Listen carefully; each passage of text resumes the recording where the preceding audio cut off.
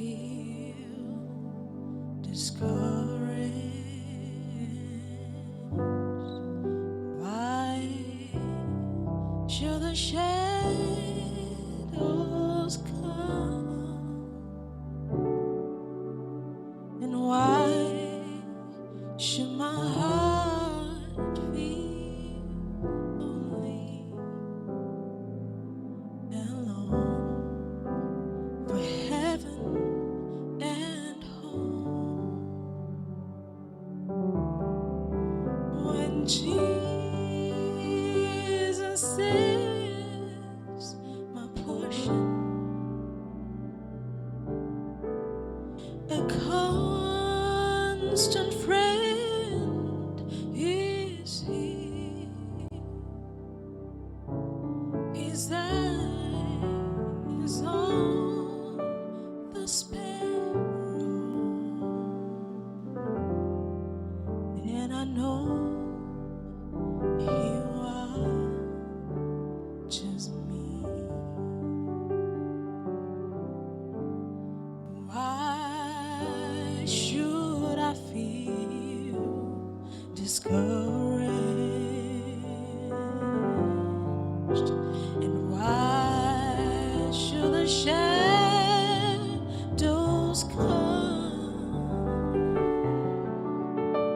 And why should my heart feel lonely and alone for heaven or home? When Jesus is my portion, a constant friend is He. His eye is on the sparrow, and I know He watches over me. His eyes on the sparrow,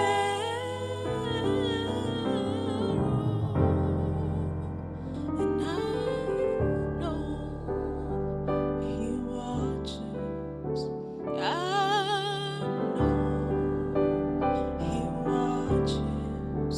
I know He watches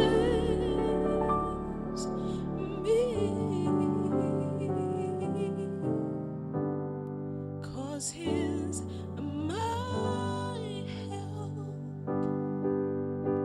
He is my help. Oh, He is my help,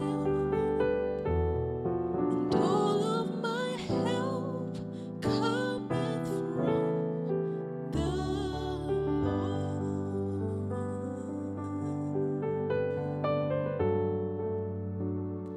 I will lift up mine eyes to the hills, from whence cometh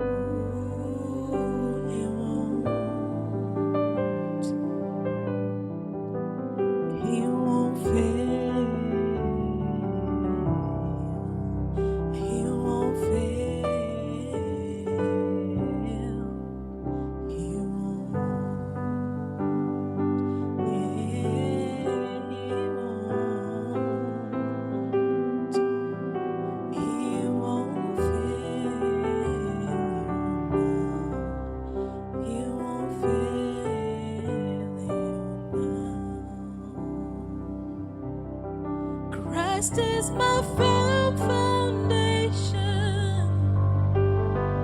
the rock on which I've built when everything around me is shaking. I've never been more glad that I put my faith in Jesus. Oh, He's never let me down, faithful through every season. So why would He fail now? He won't. Oh, He won't. I know He won't fail me now.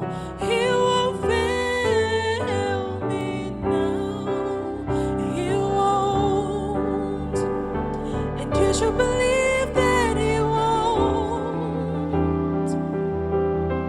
He will not fail you now. He will never fail you now. He won't. He will never ever fail. He will never ever fail. He will never ever fail. He will never ever fail.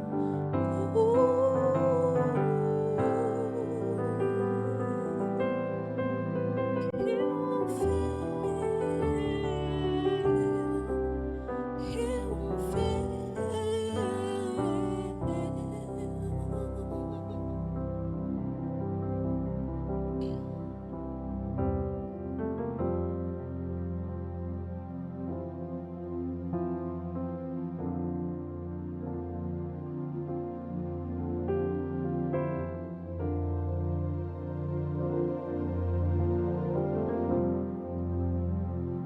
Draw me close to you.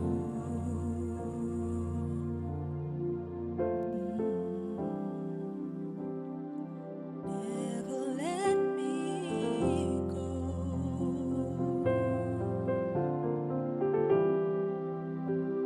I lay it all down again to hear you say that I'm your friend. You are my desire. Oh, no one else will do.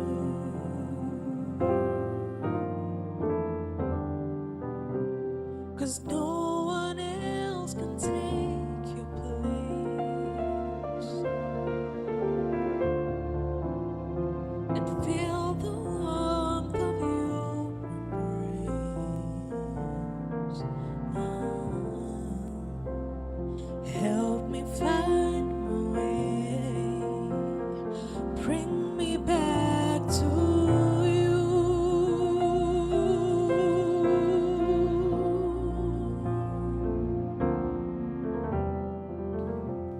You're all I want.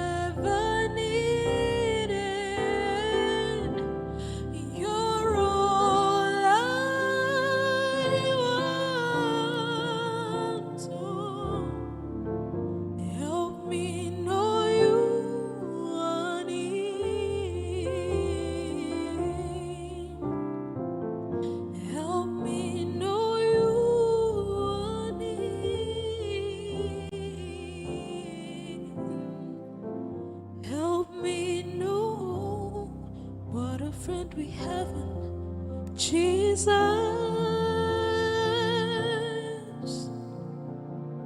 All our sins and griefs to bear.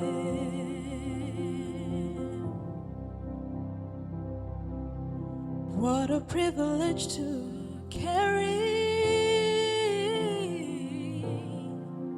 everything to God in prayer.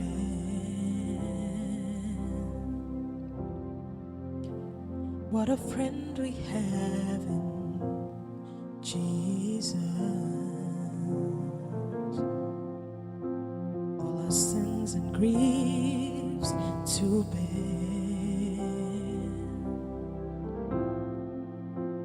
What a privilege to carry everything to God in prayer. Oh, what peace we often forfeit. Oh, what needless pain we bear. Oh, because we do not carry everything to God in prayer. Oh, because we do not carry everything to God in prayer.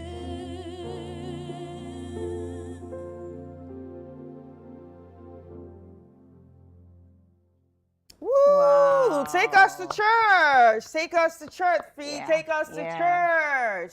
I love that. I want to say a very big thank you to Fee for bringing down the spirit to Yes, help us start yes, up the show yes, today. yes, Ladies and gentlemen, it's Sunday breakfast right here on Channel One TV. Of course, you know it's Sunday. It's a time to take it easy, to breathe, to reconnect, and to reflect on the week that has gone by for you to prepare for the week that is about to hit you. My name is Kata, and you are welcome. And I am Dede Davis. Thank you for choosing to spend your Sunday morning with us.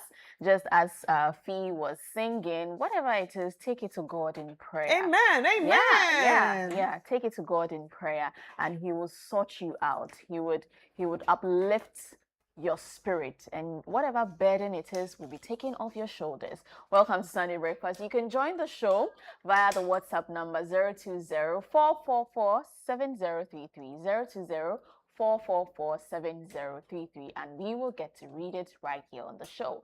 That said, let's check out our weather forecast for today.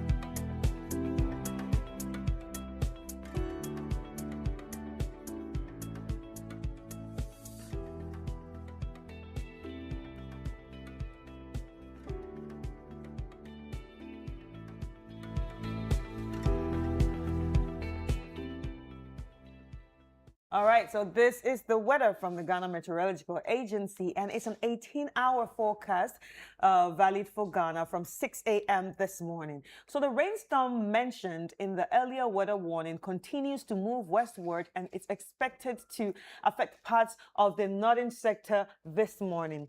The system may persist into the afternoon, bringing thunderstorms and rain of varying intensities. Meanwhile, mist and fog patches are expected over parts of the coastal, forest, and mountainous areas, reducing visibility. Over the southern sector, mostly cloudy conditions are expected with brief intervals of sunshine. A few areas may experience slight rain or drizzle from the afternoon into the evening. Remember that it's going to be a relatively cool night, and early morning temperatures are expected across the country. The state of the sea will be rough, just in case you want to hit the sea. Now, this is from the Ghana Meteorological Agency, and remember to also follow them on social media to stay updated with the weather forecast. This is just an 18-hour one, but follow them on their social media platforms like X, YouTube, WhatsApp, and TikTok, and you can stay updated with every input they have out there. Now, ladies and gentlemen, you can also download any weather app to back up what you see from the Ghana Meteorological Agency, either on Play Store or your iOS App Store. Right. Okay, so the literacy challenge aptitude test is today. Woo! Obiniyim. Level 2, the aptitude test, where our top 100 contestants across Ghana will make it to the next round, and it's today at 12:30 p.m. at the British Council, and you have to be there very early. At least by 9 a.m. you should start, finding your way to the British Council and relax, get acquainted with the environment, prepare yourself, put your thoughts together, and get ready to write the aptitude test at exactly 12:30 p.m. If you're having challenges locating the venue, you can type British Council on your Google map. It will take you straight there. Or you can call the number 0205 973 973, 0205 973 973, and they would help you with any inquiries you may have, any questions you may have concerning the aptitude test, which is today at 12:30 p.m. We can't wait to see you there, and we can't wait to see who makes it to the next level after this stage. We'd like to say a very big thank you to our sponsors, Advocates Publishing, Tema Oil Refinery, Delhi Group, Prospectors Ghana Limited, SIC Insurance PLC. Thank you so much for supporting the Literacy Challenge 2026. See you at 12:30 p.m. ready to face your exam. And be ready to say hi to Dede in case you see her there. So, ladies and gentlemen, this is Ghana Exhibition 2026 is in the corner. I would say it's in the corner because it's just some weeks ahead.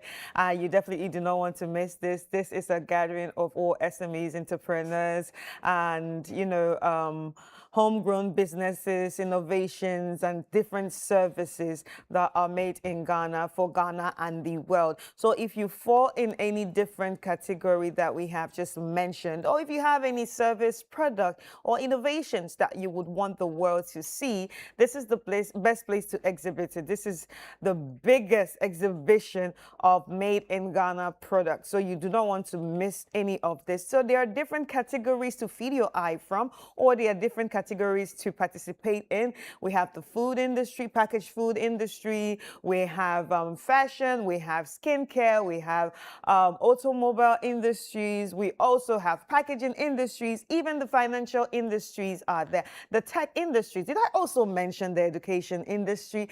Everybody is right there. So if you're looking for anything, academia, cars, finance, products, services, is all going to be there at the Ifwa Sutherland Children's Park on the 29th and 30th of August. You definitely do not want to miss any of this is one of the best exhibitions that you would have to witness. So if you fall in any of the categories, just call the number 0205-973-9732 to register and make payments. 0205-973-973 or 0558-973-973 to be part of it. Remember, it starts every 10 a.m. to 5 p.m. daily.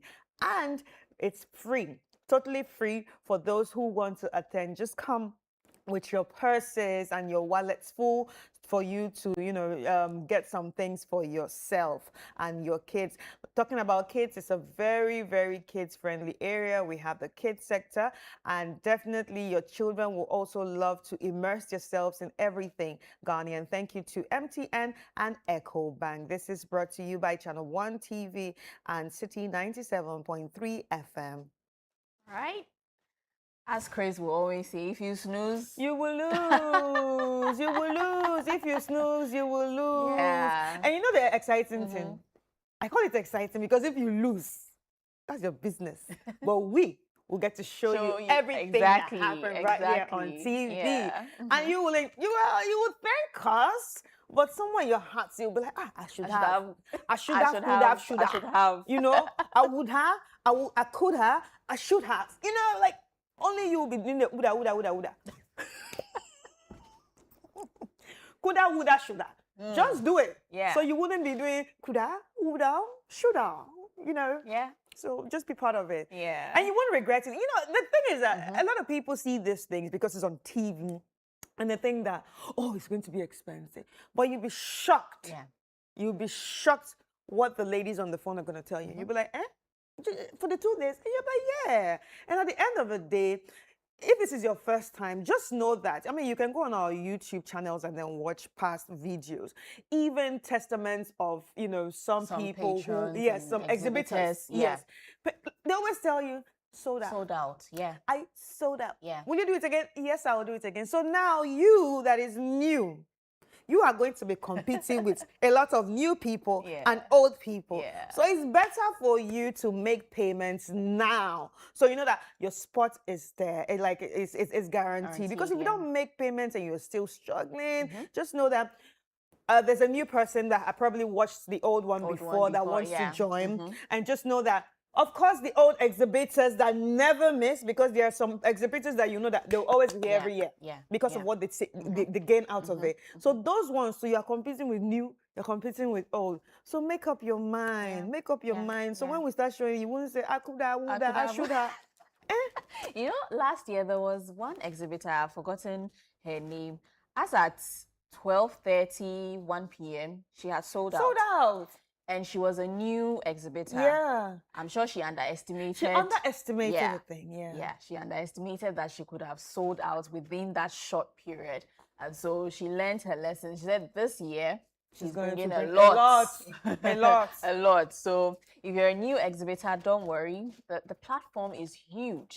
It's a big platform and it's value for money. Yes. So just get yourself ready. Come for the This is Ghana exhibition at the Afua Sutherland Children's Park. You won't regret it. Yeah, and to add to it, a lot of people also, especially businesses, entrepreneurs, they know how much it costs to actually pay for advertising. Yes. You know how much billboards cost. Yes. You know how much it costs to put your products out there on social media, and how much the ads cost these days. Because these days, before they didn't used to take all the taxes, but now they have implemented all the taxes that Ghana takes. So by the time you choose maybe a $5 ad, by the time you finish, you realize you're paying 5 point something or even 6, you know, or 6 point something. Then you'll be like, I should have just, because ChannelOne will give you the platform. Yeah. We would show you on TV. Platform. Yeah, you understand. You're going to be on TV. You're going to be on social media.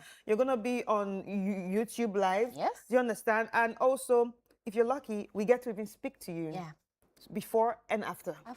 And throughout the year, we get to play until the next one. Exactly. So throughout the year, we still get to play it. Yeah. And people will still get to know your business. Yeah. So it's not just something A one-time experience. no, people will get to know your Yeah. business. Yeah. You will tell them, remember my business is Yeah. I sell this, I sell that. No matter how small your business is, just come. Come through. So Dede, let's get into Yeah, good time to get into the headlines. news. Yeah. Will you start? You start. Okay, so I'm going to be starting with ChannelOne newsonline.com, and if you had the app by now, you would have been reading with me. But you are here watching me, you still haven't downloaded the ChannelOne news app. Be big, be big. Today is Sunday. Let me just be on my nice Yes. lady behavior. All right, so let's get straight into it. Kwesi Bonzo, elected NPP Western Regional Secretary, targets 11th seat in 2028. Okay, I think I need to refresh that. I think I need to refresh that. All right, so Literacy Challenge top 100 contestants face aptitude test today. They have already told you need to start making your way there or start preparing. And MPP regional polls accept results, stay united. This is by Nitiwo. And now Kwesi Bonzo, elected MPP Western Regional Secretary, targets 11 seats in 2028. NPP Greater Accra polls, Okoboy wins chairmanship by 318 votes. Koka defeats Kokofu to become Ashanti Regional Chairman. Abdurrahman wins Upper West MPP chairmanship race. Idrisi Suleiman edges Clifford Brahima by 4 votes to win NPP Savannah chairmanship. NPP regional polls, if you lose, the people do not want you.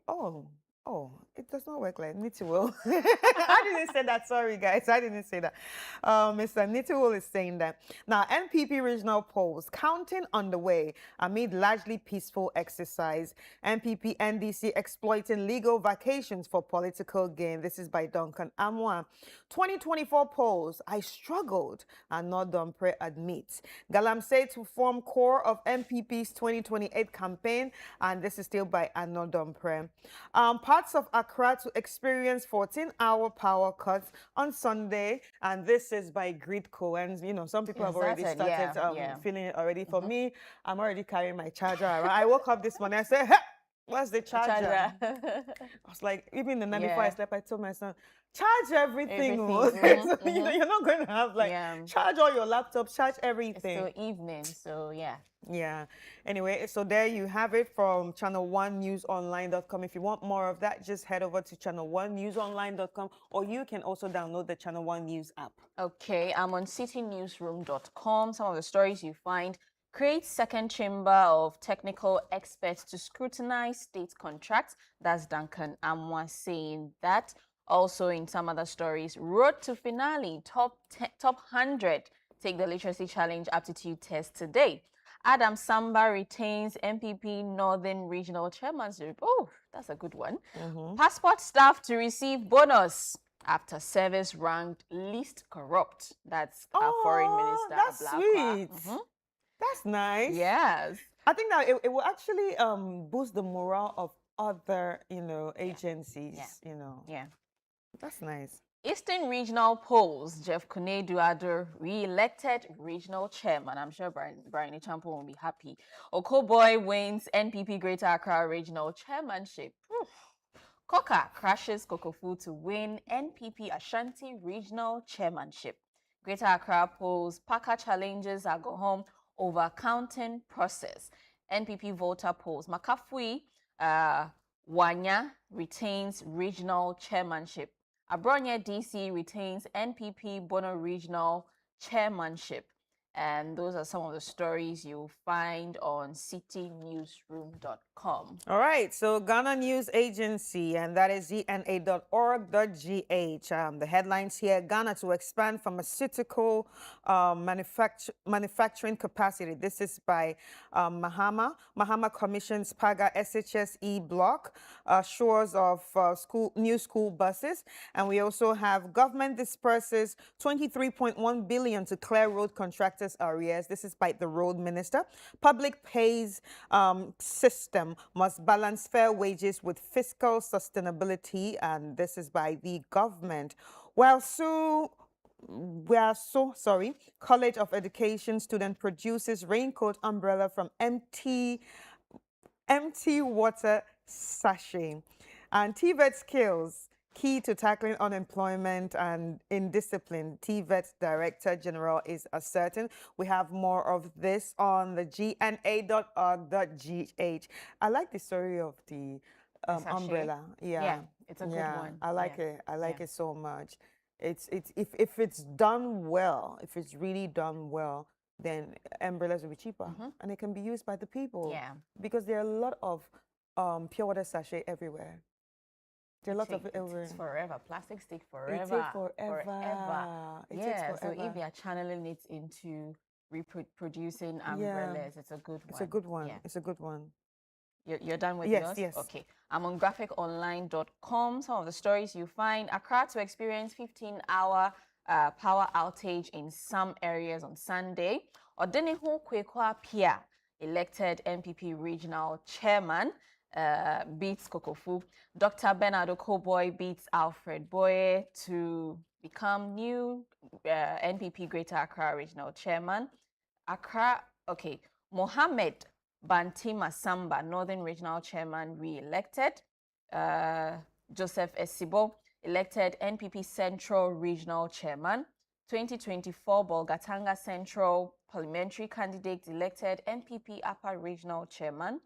Tema Mayor, TDC CEO summoned to presidency over escalating dispute.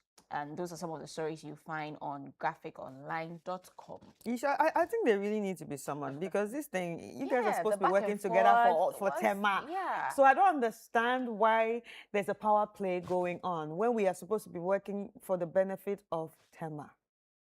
Anyway, let's head to bbc.com. Rescuers search for survivors of powerful Indonesia earthquake. Hawaii battles strong wind and rain as Hurricane Lala threat looms. Now, firefighters battle wildlife tearing through Belgian nature reserves. And U.S. women in politics spark conversations about balancing family and career. Now, Australian states to launch gun buyback after Bondi Beach attack. Wow, so many things are happening. Morocco detains dozens of migrants trying to cross into Citi, report says. And then watch, flooding destroys a road in Indiana after heavy rainfall. And lastly, we have here, why is Australian mushroom killer back in court this week? We have more of that on the BBC. But you know, one thing that I've realized from last week, there's been a lot of news on natural disasters. Last week, we mentioned that in Colombia, I think it was either on Citi, yes, in Colombia, there was an earthquake. Yeah. Now, in Indonesia, we're seeing another earthquake. This is just earlier today or yesterday. Yeah. And Hawaii is not known for hurricanes. Hurricanes rarely do happen in Hawaii. What happens in Hawaii is that Hawaii actually has a lot of volcano problems, volcano eruptions. And now people are now saying, what if the hurricane clashes with the volcano? Deadly. That would be deadly. What if the hurricane clashes with the volcano? That's why people are, like everybody, especially the scientists and the geographers, that's what they are looking at for now. That would be deadly. That would be scary. That means everything can just erupt and water is coming, fire is coming, everybody. Like, I just pray. This is not the right time to say that Africa is blessed, but I just thank God that we need to start thinking. About... No, and I also thank God that these things are because we don't have the people and the means and the all the machines and everything to handle such things, all these natural disasters. But my heart goes out to each and every one around the world that is actually facing these natural disasters, the hurricanes, the earthquakes, and all that. My heart goes out to all these countries. And those who have lost people, may their soul rest in peace and may God comfort you. Yeah. All right, I will head to citinewsroom.com, road to the finale, top 100 take literacy challenge aptitude test today. The next stage of the 2026 Citi FM ChannelOne TV literacy challenge takes place today, Sunday, August 16, with 100 shortlisted junior high school students expected to sit for a written aptitude test at the British Council. The test, scheduled for 12:30 p.m., forms part of the competition's nationwide search for Ghana's brightest young minds. The contestants aged between 11 and 15 have been shortlisted from across the country and will answer 100 multiple choice questions designed to assess their general and applied knowledge. Head of Programs Production at ChannelOne TV, Apioko Seyira Mashon Abi, said the aptitude test would serve as a critical stage in determining which contestants progress to the next level of the competition. The top 100 contestants emerged from an earlier stage in which participants were required to write a letter of not less than 600 words to the Minister of Education. As a youth consultant, the letter focused on the advantages and disadvantages of using artificial intelligence in education and required contestants to propose practical ways in Ghana in which Ghana could integrate AI into basic schools without leaving learners in rural and underserved communities behind. Following today's aptitude test, the top 3 contestants from each region will advance to the regional quiz stage. The ultimate winner will win a prize of 10,000 Ghana cedis, a laptop, as the contestants progresses through the various stages in the race for top honors. The Literacy Challenge is powered by ChannelOne TV and Citi FM and sponsored by Prospectus Ghana Limited, SIC Insurance PLC, Advocates Publishing, Tema Oil Refinery, and the Delhi Group. So yeah, that's the Literacy Challenge for you today. You get to justify your inclusion and let's know whether you can think critically on your feet without any gadgets around you. Your creativity can come to especially life. in the world of AI. No ChatGPT. Yeah. So now you have to, ChatGPT. you are sitting there, you have to answer everything, 100 multiple choice questions. It runs across every area, general knowledge, current affairs, math, science, literature, social studies, every aspect. You are going to answer questions from there. So I hope you're prepared. You know, I think a lot of schools should actually also, emulate this model of aptitude test once in a while. Agree. It's very, very important because the way AI has also taken over, a lot of people can, even I'm adults, to think. Even adults have stopped thinking. Yeah. Oh, let me ask ChatGPT. Oh, let me do this. No one can research for themselves again. No one can actually use their minds again. And I'm also glad that in as much as we are realizing this, some companies are also putting out tools to, find it. Yeah. Yeah. Because like I remember, okay, I write on Substack a lot. Now Substack has also realized that there's been a lot of AI writers. So they have a system to now there's a system, yes. Yeah. Before you publish your work on Substack, you have to put the thing on AI detecting. I tried it. Oh my God, guys. It's like I had to try. I used AI and it tells you 100% AI. So I said, okay, let me modify it. And I modified it. It said, okay, 30% AI, 70% human. And I was like, wow. So if it's 100% AI, it will reject your article? No, people will read it and say it is written there. It shows there, AI. It's AI written. Right. It will show that it's AI written. So, people who think that you're really an author, then they'll be like, okay, maybe we shouldn't give this person this gig. Right. Because people also get writing gigs from there. You understand? People also get writing gigs from there. People also get chances to feature in editorials and all of that. Yeah. But yeah, that's what's going on. Anyway, let's check on CNN.com. Some of the headlines here. Vance and Trump team keep moving the goalpost on Iran. We have here too the cost of joining China's biggest and most powerful club. We have NATO fire jets shoots down drone breaching Romanian airspace. New CCTV video shows Italy art heist. Wow, there was an art heist in Italy. And another one for your weekend reads. 5 years after Taliban takeover, Afghanistan crisis deepens. I mean, it just keeps getting deeper and deeper. And one of the biggest problem with this Afghanistan issue is that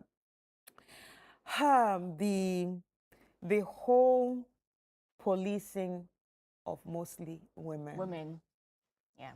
From covering your face fully to not talking to not even going out again Yeah. to stopping school.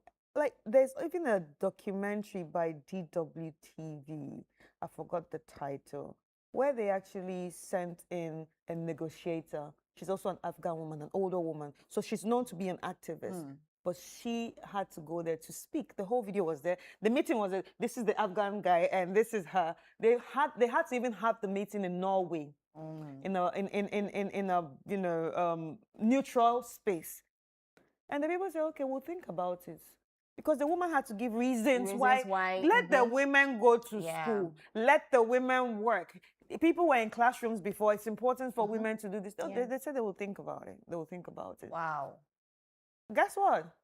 They were, as soon as they went back to Afghanistan, Norway is waiting for them. The woman is waiting for them. To get back news.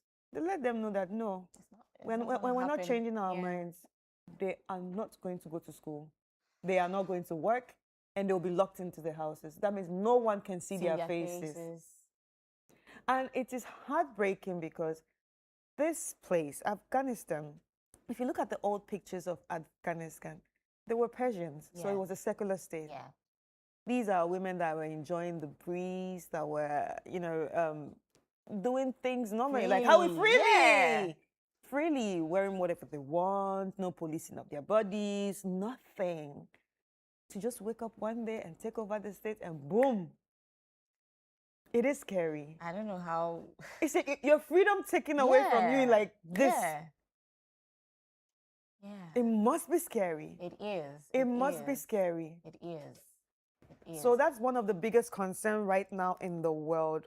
All advocates, groups, NGOs, women-led organizations, even individuals, the UN, everybody is saying, let Afghan women go to school, let Afghan girls be in the classroom. It's just too much. It's just too much. And you know what saddens me mostly?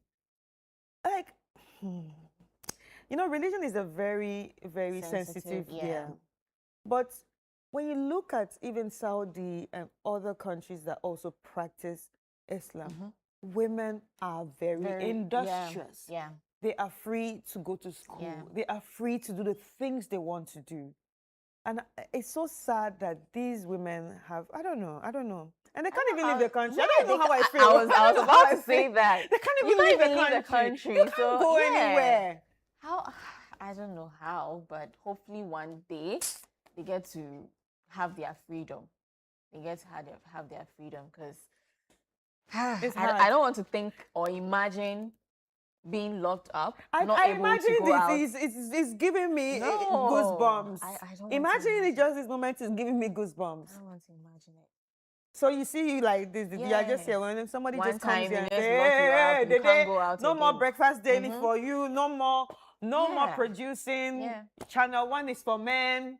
You cannot work you can't do any of these things, That's it, You can't play the sports you want to play. Oh, the day your tennis rack is for men. You can't do it. Yeah. How would you feel? I don't want to imagine it. Anyway, this is a good story on citinewsroom.com. Passport staff to receive bonus after service ranked least corrupt.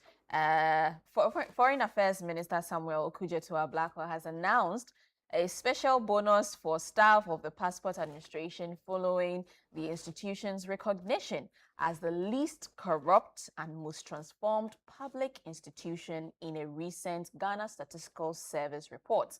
Mr. Blakwa made the announcement after paying a working visit to the passport office, head office, where he congratulated management and staff of what he described as their impressive performance. Wow. He said all passport administration staff will receive a special bonus next week in recognition of their output and the reforms implemented in the institution.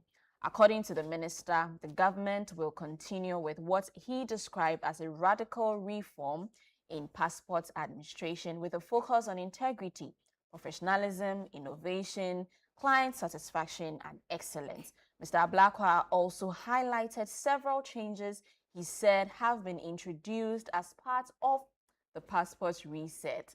Among the reforms, he said Ghana now has a chip-embedded passport with enhanced security features, and that passport application backlogs have been cleared following the introduction of a 24-hour operations.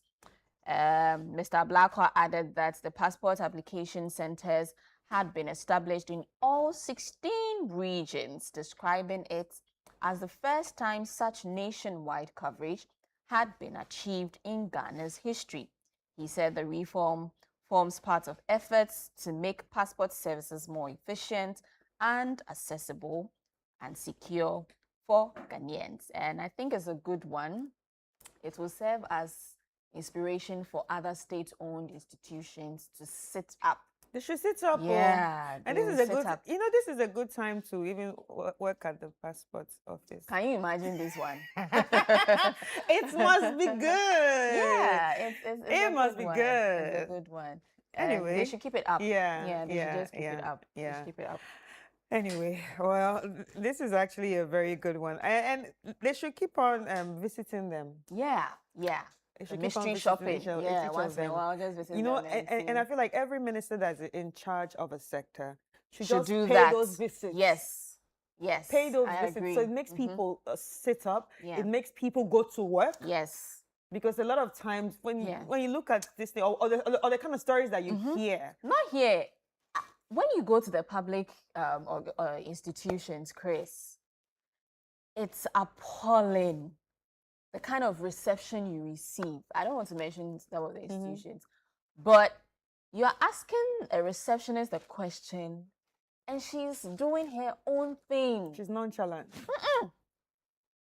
So it's a good one.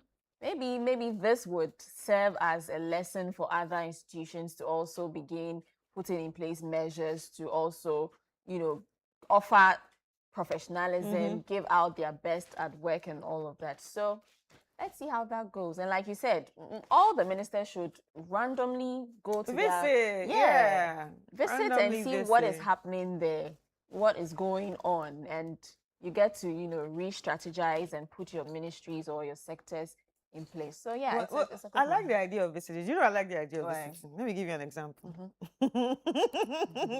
Nigerians watching will be like, this guy is always putting us on that level, but it's true. One of the, I think it was one of the northern states in Nigeria.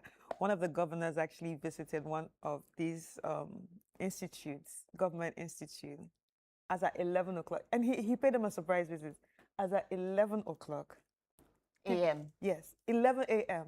Nobody was in the office. The video was all over social media. Nobody was, and he just kept walking, opening every door, empty, empty. On a working day. Yeah, on a working day. So what he did was he didn't alert them. Yeah. Nobody knew he was coming. Good one. It's not break time. So he gave them ample time. He gave them up to he gave them from 8, 9, 10, 11. Wow. And there was nobody. And then he was just walking. You could see he was furious. He would. He's a governor. You could see that he was so furious. Opening like there was nobody. It was all over social media. Everybody was like, wow, taxpayers' money. So yeah, I really like the idea. Yeah. Anyway, Dede, I think we should go to church, right? Yeah, again. I loved it. Let's go to church all again. Right. And there's no other person to take us to church than Fee. Take us to church, baby.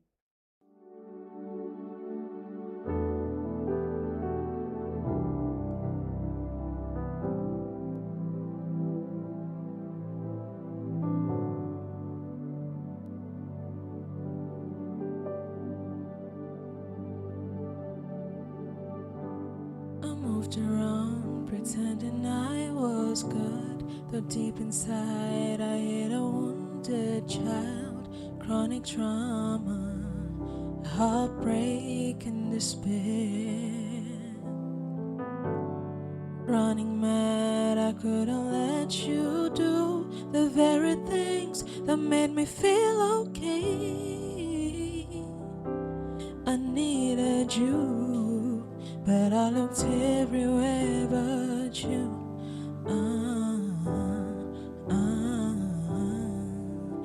I looked everywhere but you. Tell me how I loved everyone but you.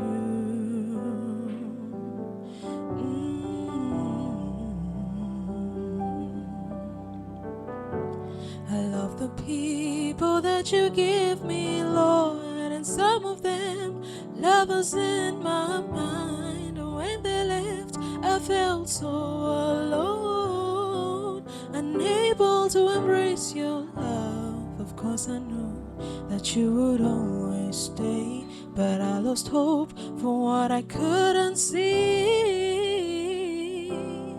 But I saw everyone but you, Lord. I saw everyone but you. Tell me how I saw everyone but you.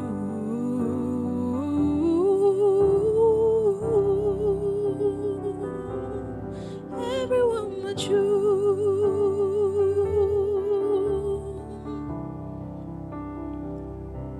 See, I knew that you would heal all my wounds. My heart knew not how to cling to your word. So I sought rest in everyone but you.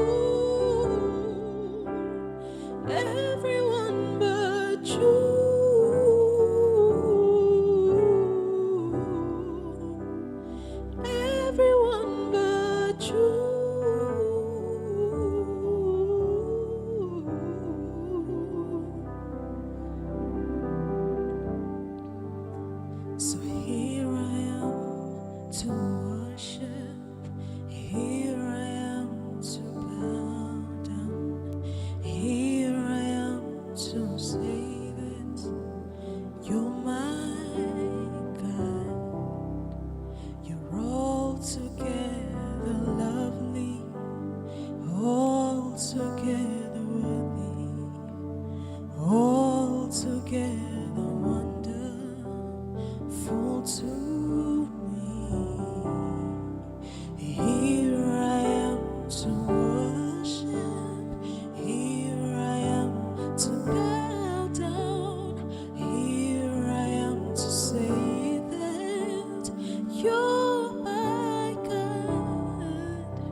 You're altogether lovely, altogether worthy, altogether wonderful to me.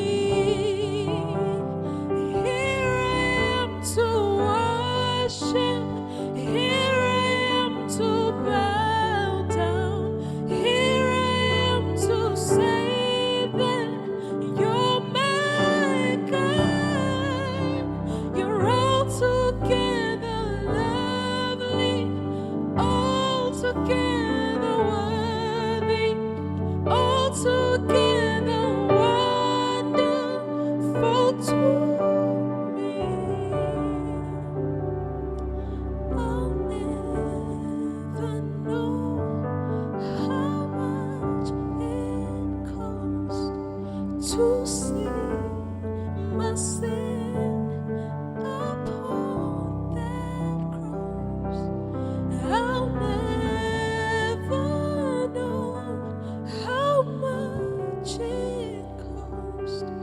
to see my sin upon the cross.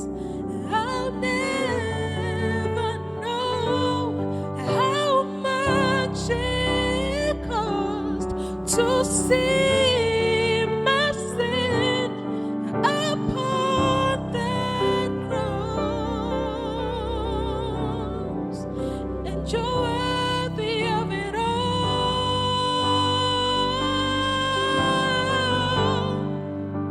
You're worthy of it all, Jesus. For from you are all things, and to you are all things. You deserve the glory. You're worthy of it all.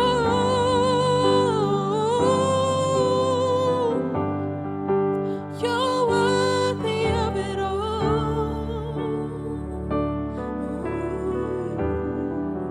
For from you are all things, and to you are all things. You deserve the glory.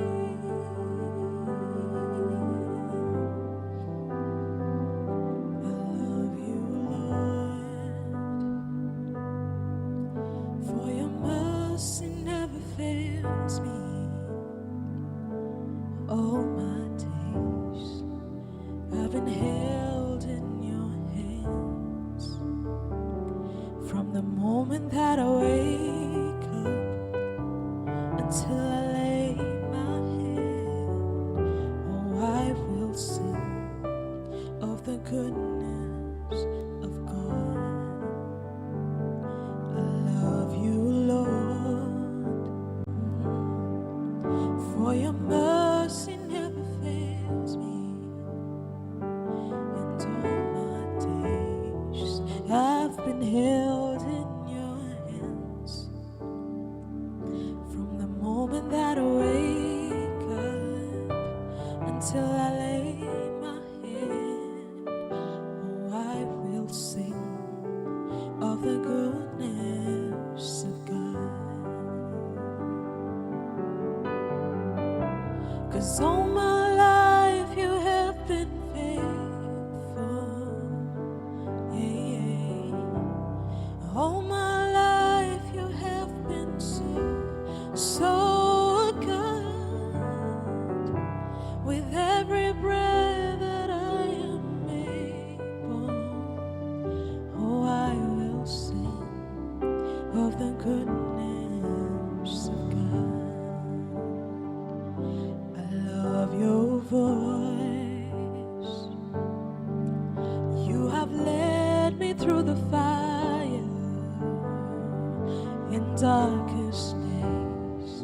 You were close like no other. I've known you as a father. I've known you as a friend, and I have lived in the goodness of God. 'Cause all my life you have been faithful. Yeah.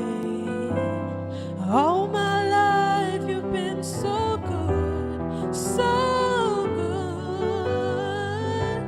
With every breath that I am able, oh, I will sing of the goodness of God. Your goodness is running after, it's running after me. Your goodness is running after, it's running after me. With my life laid down, I surrender now. I give you everything. Yeah. Your goodness is running after, it's running after me. Jesus, your goodness is running after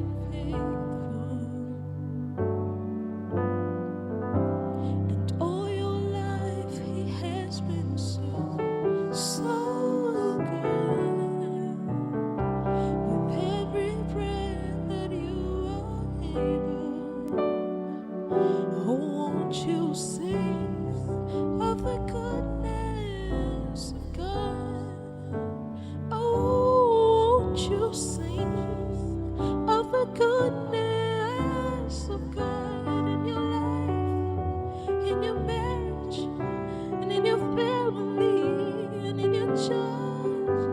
Won't you sing of the goodness of God?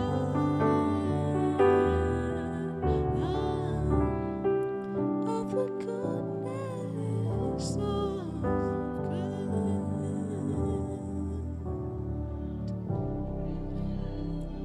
Should be joining us right Come. now. Hi, how are you? Are you? We I'm are fine, thank you. Thank you for having me. You're So much, welcome. so much powerful voice in one person. Thank you. Thank you. Okay, so let's get straight into it. Yeah. Sure. Fee, how did you start? How did I start? Professionally or just generally singing? Generally. Generally. I've always loved singing. I started singing before I could speak. Like I Okay. have memory of me singing gibberish because I couldn't really make out words.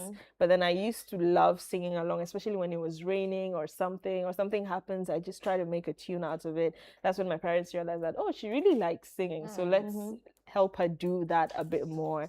And they got me into doing a lot of music, set pieces, where I come from and all of that. And then it just grew from there onwards. Yeah. Right. So your parents actually supported you Yes. doing They that. really did. Your parents are Ghanaian. No. Okay. You're Kenyan. Yes, I'm a Kenyan. No, I just wanted to know because I'm like, have you had African parents really Yeah. supporting their children like Yeah, that? I mean, I think what helped for me was the fact that my mom also really loves singing. She's a singer as well. My dad, he tries, but he's also from a musical family. My grandparents used to love music and all of that, so it kind of made it a bit easier. Right. Yeah. So how did you end up in Ghana? How did I end up in Ghana? Funny question. I was actually here on a vacation. I'm not even gonna lie. Like I just came to explore Ghana. I came along with my parents when they were visiting, and then Okay, now I you stayed. sound Kenyan. You said parents. You didn't say parents. you Wow, said- yeah. can you say parents? Yes, you just said, yeah, you sound like my friend. That's how she sounds. Yeah. Interesting. Well, I am Kenyan. Yeah, so I stayed here with them for about 3 months, and then I figured that I wanted to stay a bit longer, and then the vacation became a staycation. Staycation. Yes. Yeah. But how are you enjoying it here? Yeah. I like it so far, so good. I've been here for quite a while, and Yeah, that's why you're beginning to sound like Ghanaians. I know every time I hear that, I feel really bad. I hope my You are, Kenyan mates you are are not losing listening. your No, Kenyan- no. My Kenyan people, I'm still with you, please. I'm Nice. still with you. What's your favorite Ghanaian food? My favorite Ghanaian food has to be wache.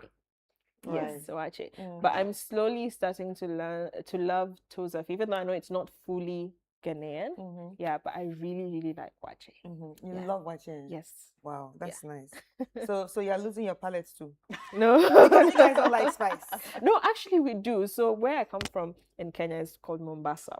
That's the coastal side. Oh, the nice place. Yes. Okay, everywhere is The nice. nice Everywhere place. is nice, but Yes. Mombasa, you know, Yeah, has it's the more beach. Yeah, it's more diverse, Yeah. multicultural. So you find a lot of food, there's variety and all of that, and we eat a lot of spice there. So it's the Nairobians who don't like spice. The Nairobi people, yeah. Right. So now professionally, how long have you been singing for? And why did you choose the gospel genre? Yeah. The gospel genre. So professionally, I've been singing for about 3 years now.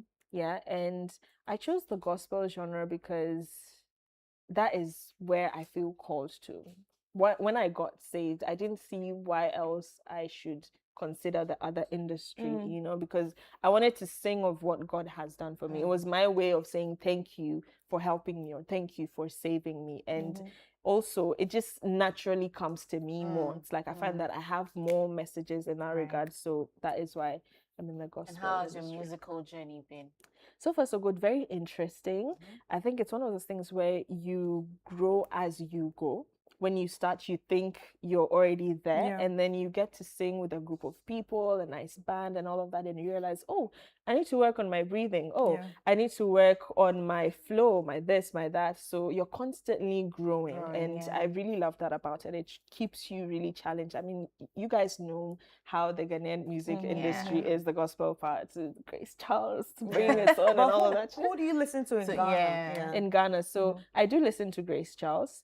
I listen to Chimensa, I listen to Niela, and I also listen to my fellow singers who we sing with as well, Julia Santamensa, Lord Evans as well, yeah, and Nisoa. So those are the people I try to listen to a lot because I feel like their kind of music or how they sing is closer to what I envision for myself.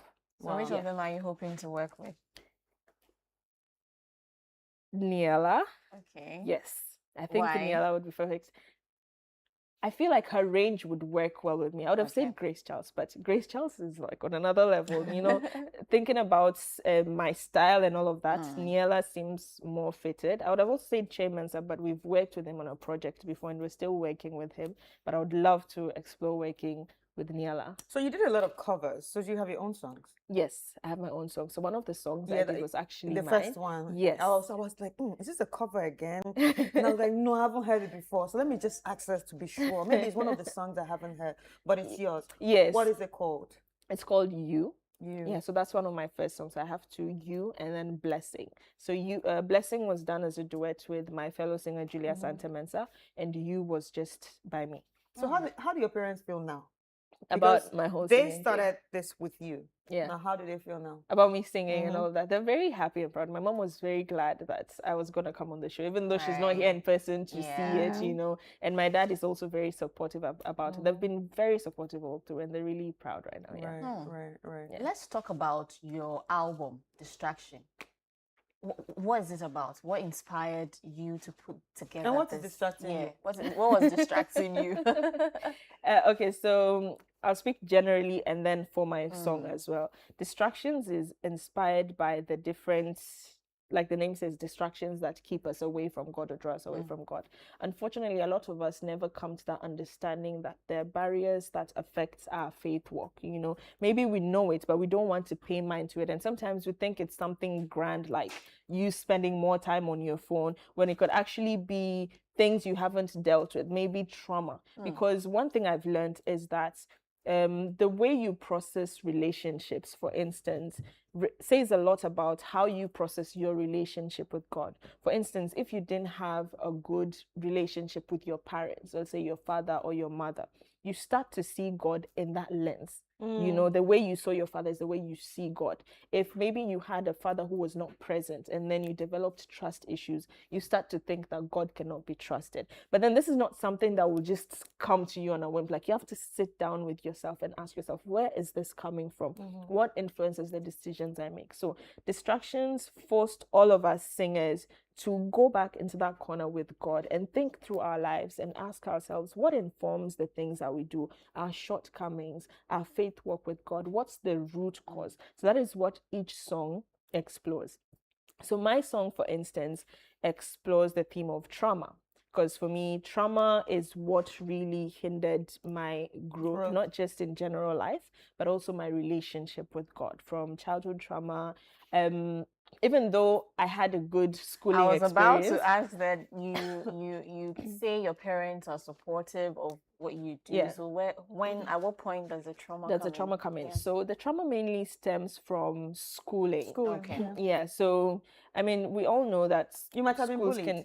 Exactly. Yeah. That was literally my story growing in through primary to middle school and everything. Why did they bully you? So it was a mix of things. Now, the first thing is I went to an international school, not necessarily because my parents could afford it. It was just by the grace of God. I was on scholarship. So obviously, you know, everybody is a little different. You know, they come from different families, background, and now you look a bit different. So obviously, you're the person everybody will pick up easily. Exactly, from how you look, how you speak, and all of that. And it took me some time, a while, before I could make peace with that.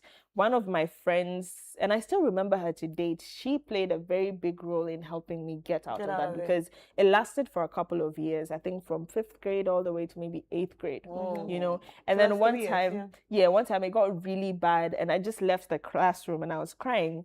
And this lady, she's called Suhaila, shout out to her.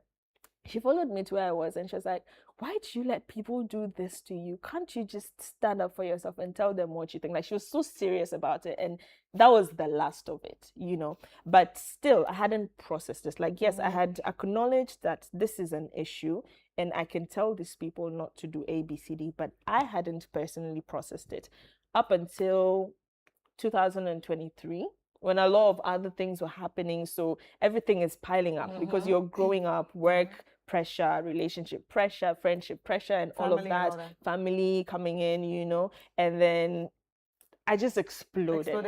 Yeah. I actually wrote this song at 1 a.m. in the night. Like I had had a very rough night just crying, and I was like, God, you know what? It's fine. I'll give you everything. I know you can fix all of this, but I can't fix it. So that is how my trauma was resolved. Wow. Yeah. Wow. That's a very nice story and a very nice inspiration to, put out your work. But now, how can people reach out to you? So they can reach out to me on Instagram, social media, 3_Fiona_A. That's 3_Fiona and then _A. Yeah, it will definitely pop up. They can also check out our page, Channel Media, which is a collective that we work with to put up these projects as well. Right. Yeah. And where can the album Okay, so yeah, the album can be streamed on all platforms, whether you're on Spotify, Apple Music, Audiomack, Boomplay, whatever you use. YouTube, we also have the videos on there. Channel Media Events is the channel. Yeah. Thank you so much. Thank you. It was so much. It was beautiful talking to you, Fee. So how do you say bye in Kenya? Is it Karibu? Karibu is what? Karibu is welcome. Welcome. Okay, how do you say bye? So you can say Kwaheri. Kwaheri. All right, Kwaheri, Fee. Ladies and gentlemen, so we've been speaking to Fee. Fee is a Kenyan gospel artist here in Ghana, and she brought the spirit down to us this morning. In fact, she took us to church, and we really enjoyed it. Please go out there and follow her and stream her music on all social media platforms. And now let's take a quick break, and when we come back, we are going to be talking about one thing that affects women so much, but a lot of women don't even know because it keeps us confused. But we're going to be unraveling all of that. We'll be back. You're welcome back. This is still Sunday Breakfast on ChannelOne TV with me, Dede Davies, and Chris Kata. We're about to talk about women's health. And this thing is a common thing, as Chris mentioned earlier, that happens to us, but many of us don't know. I didn't even know about it. And when I found out, I went to Chris. I was like, Chris, there's ovulation cramps. I was like, you didn't know? Well, we'll get to find out right here on the show with Dr. Zakaria Adam. She's a public health practitioner and a maxillofacial surgeon. Hi, Doc. Doc, it's been a long time. Yes, Chris. You started with me and you left me. No, I haven't left you. And I'll be now back. you are here on weekends. Yes, but I will come. And congratulations to you. You are now a maxillofacial surgeon. Thank I'm you. just finding out because you've left me for a long time. I'm sorry. I'll be with you in a bit. So that means you have money now. Plenty to me. You have plenty money, I think. but congrats. Thank you so much. Thank you, Chris. And it's always refreshing to see you again. Yeah, thank you. Continue. Anyway, Doc, before we talk about the ovulation pain, let's talk about the stages during the menstrual period. Okay. Then we talk about the ovulation pain. Okay. All right. So basically, menstruation, as we know, is you having the monthly blood flow from the uterus, and then it comes all the way down through the vagina outside the body. Okay, and there are stages. So the first time you first see blood is the first day. So there's a cycle, and the cycle differs from one person to the other. So 28-day cycle all the way to about 35-day cycle, depending on you. So you as an individual, as a lady, you need to know your cycle, and that would help you to know exactly when to expect the next bleeding after the first bleeding that you may have finished. So the first cycle, the first day of your cycle is the day that you see the blood. So once you see the blood, it means that it's being shed. The lining that has built up over a period, waiting for some implantation to happen, which didn't happen. It's now being shed off, so that another lining would form again in preparation for conception, where some implantation, if it does happen, then so it's just to prepare that womb for it to be able to take care of that implanted fetus throughout for pregnancy to occur and all of that, But if it doesn't happen, that's when the whole lining has to shed off. So at what point does So the whole thing happens. So it depends on your cycle, as I mentioned. So if it's a 20, let's use a 28 28, days. which Yes. is a very normal. Exactly. So a 28-day cycle. So your 28-day cycle, it starts off, so the shedding has started. So once the shedding has started, you usually would look at the time between about 14 days to when you would expect the next bleeding to. Okay, so that is where we see that ovulation has taken place. So ovulation, what happens during ovulation? So you have your ovaries, so the female reproductive organ as is shown here. You notice that you have your uterus or the womb, that is where the baby, would be nursed, and then you have your fallopian tubes on either side, and then you have your ovaries. Okay, so your ovaries, that's where the egg starts to form, or the egg starts to develop. So there's something we call the follicles. So once in preparation to release the egg or for the ovulation to take place, there are hormones that help with that. So it all starts from the brain. So the brain, the gonadotropin hormone will be released, and then it would also lead to the release of other hormones within the pituitary, and then that would come to, will have an effect on the ovaries and start the development of the ovary, or the development of the egg within the ovary. So there's a follicle that will start to develop within. So that developed follicle at some point will rupture. So when it ruptures, it releases the developed egg into the uterus. All right, into so that when you start bleeding, yes, that's the first day, yes, which is also known as the follicular phase. Yes. So the follicular phases. So it overlaps in the sense that Okay. yes, it overlaps. As you are bleeding, then a whole Then something is going on. yes, you get it. Yes. So then after you bleed, or you are done with the menstruation. So the menstruation usually will take, some people will take about from 3 days to 7 days. You would have shed the blood. Okay. So then as it is going on, you start, the follicular phase has already started, where the follicles have started developing. Okay, so the end of the development of the follicle phase exactly is the ovulation, phase. which will give rise to the luteinizing phase as well, because whatever that is left after the ovary has come out within the ovary, we call it the corpus luteum. So that corpus luteum, Oh, that's why they get luteal phase. yes, the luteal phase, or the luteinizing phase. Yes. So back to what we were talking about. So definitely once the egg has been released, that is what we call the ovulation. So the egg is released, and then it comes, usually it stays for between 12 hours to about 24 hours. The pain? No, the egg. Okay. But then the pain coincides with when it is released. Yeah. Okay. So when it is released, you would feel some pain. So how is this pain like? So this pain depends on the lady. It can be dull. It can be just a dull pain in the lower abdomen, but it's on one side. On this side. Yes, Yeah. so it's on one side. So depending on which ovary, as I mentioned from beginning, we have 2 ovaries. Depending on which ovary, where the ovulation took place, that is where the pain would be. And why do we have this pain? We have this pain because sometimes it leads to stretching of the lining of the ovaries. So the stretching, the overstretching is what leads to the pain. So does it mean or that it could be that, yeah. Yeah, does it mean it stretches because it has a lot of eggs at that moment? Oh, so the eggs are many. They are there, but it's only one that has developed that would be released. So the one that is released, the follicle that is related to it, may have caused stretching of the whole lining of the ovary, and that is what will give you the pain. Or even the whole rupturing, because it has ruptured, that action can give you the pain. Or it could be that during the rupture, there's some fluid or some bleeding, little bleeding, that would cause irritation of the lining of the abdomen, and that may present as pain. And the pain may range from just some dull pain that you may have, or some may have this cramping pain, Yeah, or so some may it's have actually cramping, so stretching, it is cramping.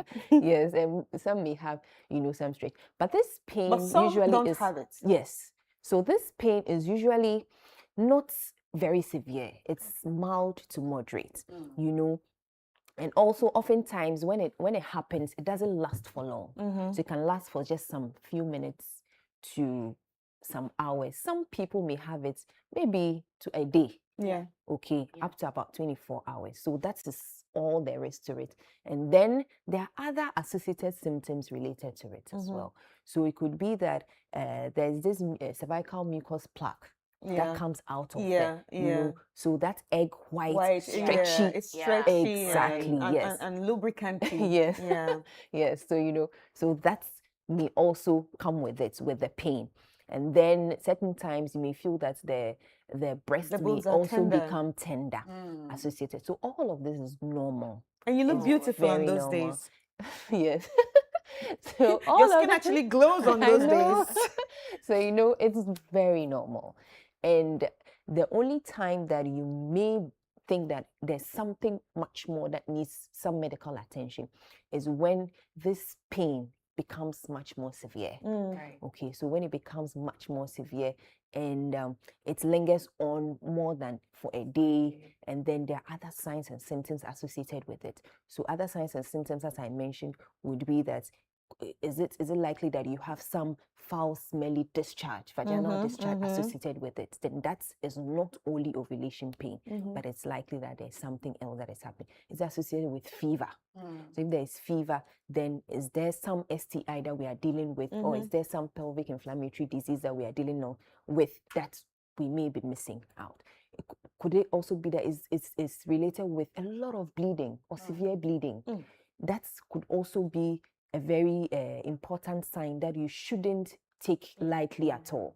Okay, certain times you may be dizzy because of the bleeding or the fact that you may have lost a lot of blood. So all of these, I'm just mentioning some of these red flags that you shouldn't take lightly. yes, lightly at all, but rather you should quickly go to the hospital and then have it checked.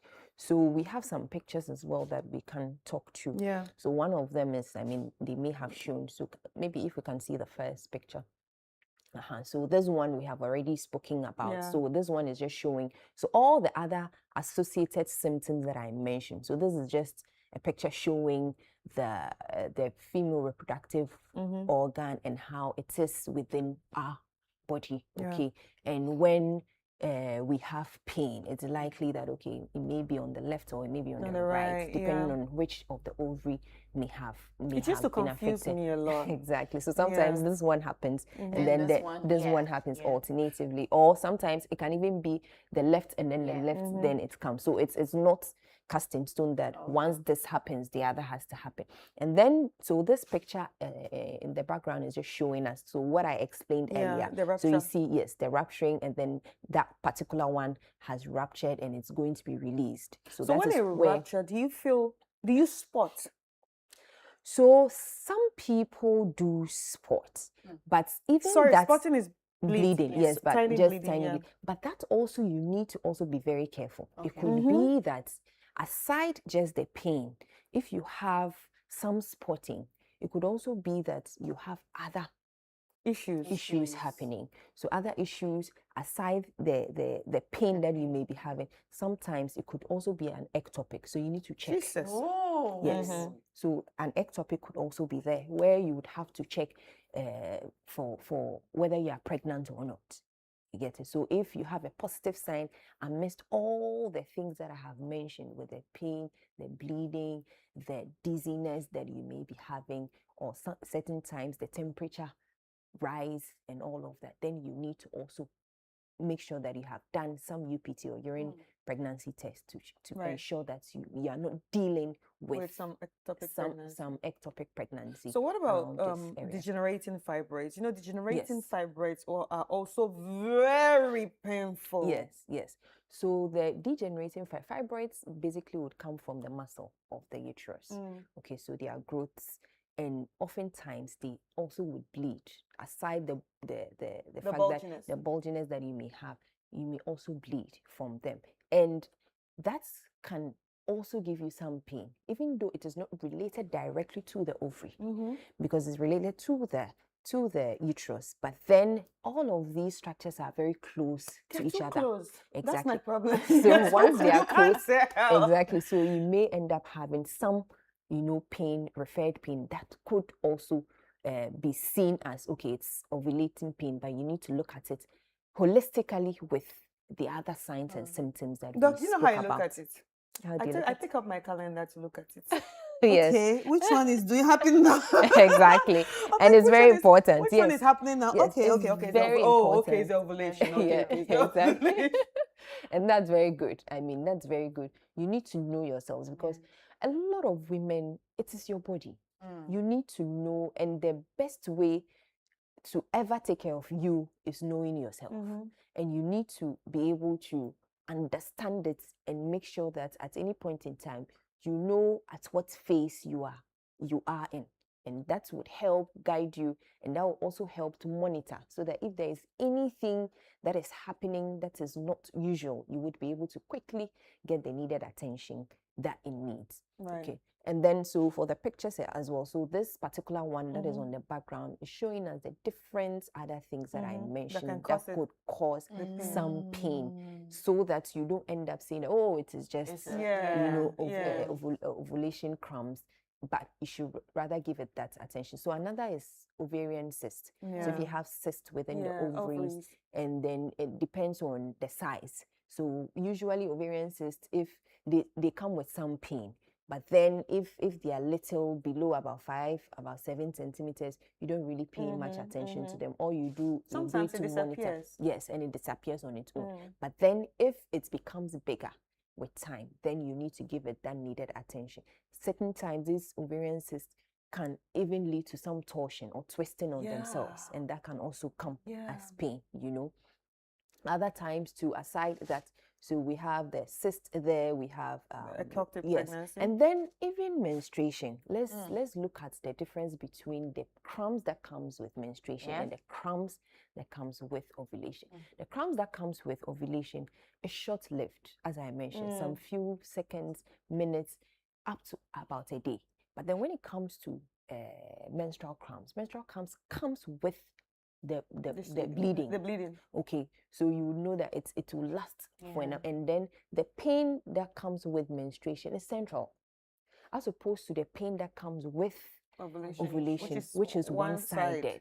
Okay, so it can either be on the left side or can be on the right side. So these are some of the ways, and then you should also, as she said, your calendar is very important. So you need to know at what stage you are, so that you know that, okay, this is related to menstruation, this is related to ovulation or whatever. And usually you see a very big term, Mittelschmerz, when you even go on the internet. It's a medical term, but it's a German term that only tells you that it is some pain, but that pain is in the middle. Okay, so middle pain, that's just the translation. But that's pain that comes, that is one-sided, and it's related to the releasing of that mature egg after it has developed within the ovary. So how do we deal with it when it comes? So what about the pelvic inflammatory disease? Okay, so pelvic inflammatory disease, or one whatever. They put it under STD or STI sometimes. Yes. This is one thing that a lot of people do not talk about. It's very dangerous. Yes, it is. Yes, PIDs. So very PIDs are also very, very, it can mimic this pain. But then how to differentiate it will be that you may end up with some fever. You may end up, aside the fever, you may have, aside the pain and the fever, there may be some discharge. So you don't look at it just holistic. How is it supposed to look like? So the discharge, it depends. So you see, pelvic inflammatory disease can be a complication of long-standing STIs that haven't been treated. Okay. You get it. So you may have had some infection, sexually transmitted infection for a very long time that hasn't been treated. No, Doc, okay, so I'm asking this question because I remember back in high school, a friend of mine, she was young, so I don't know if it's STG or where it's coming from. That's why I was asking what kind of infection and discharge comes out.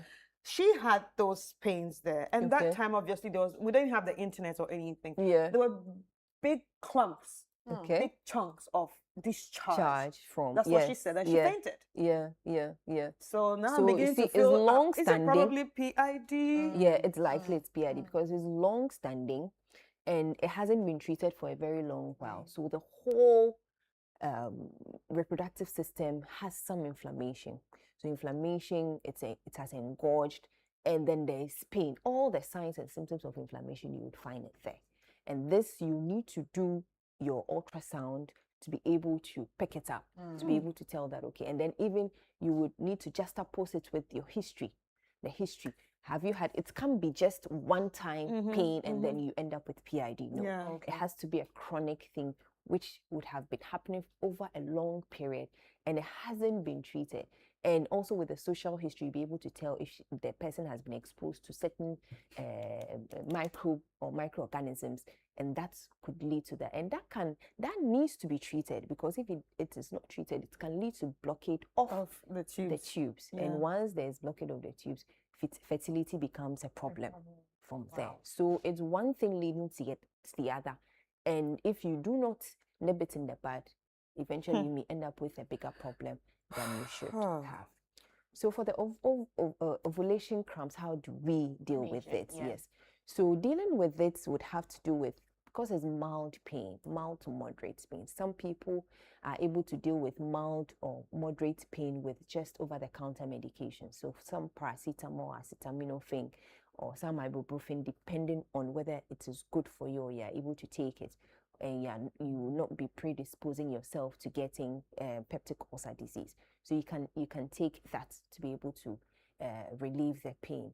Certain times it's been shown that even taking a hot bath or a warm bath has a soothing effect to the area. So it's able to bring some blood flow and then reduce the inflammation in that area. Then eventually you may have some relief.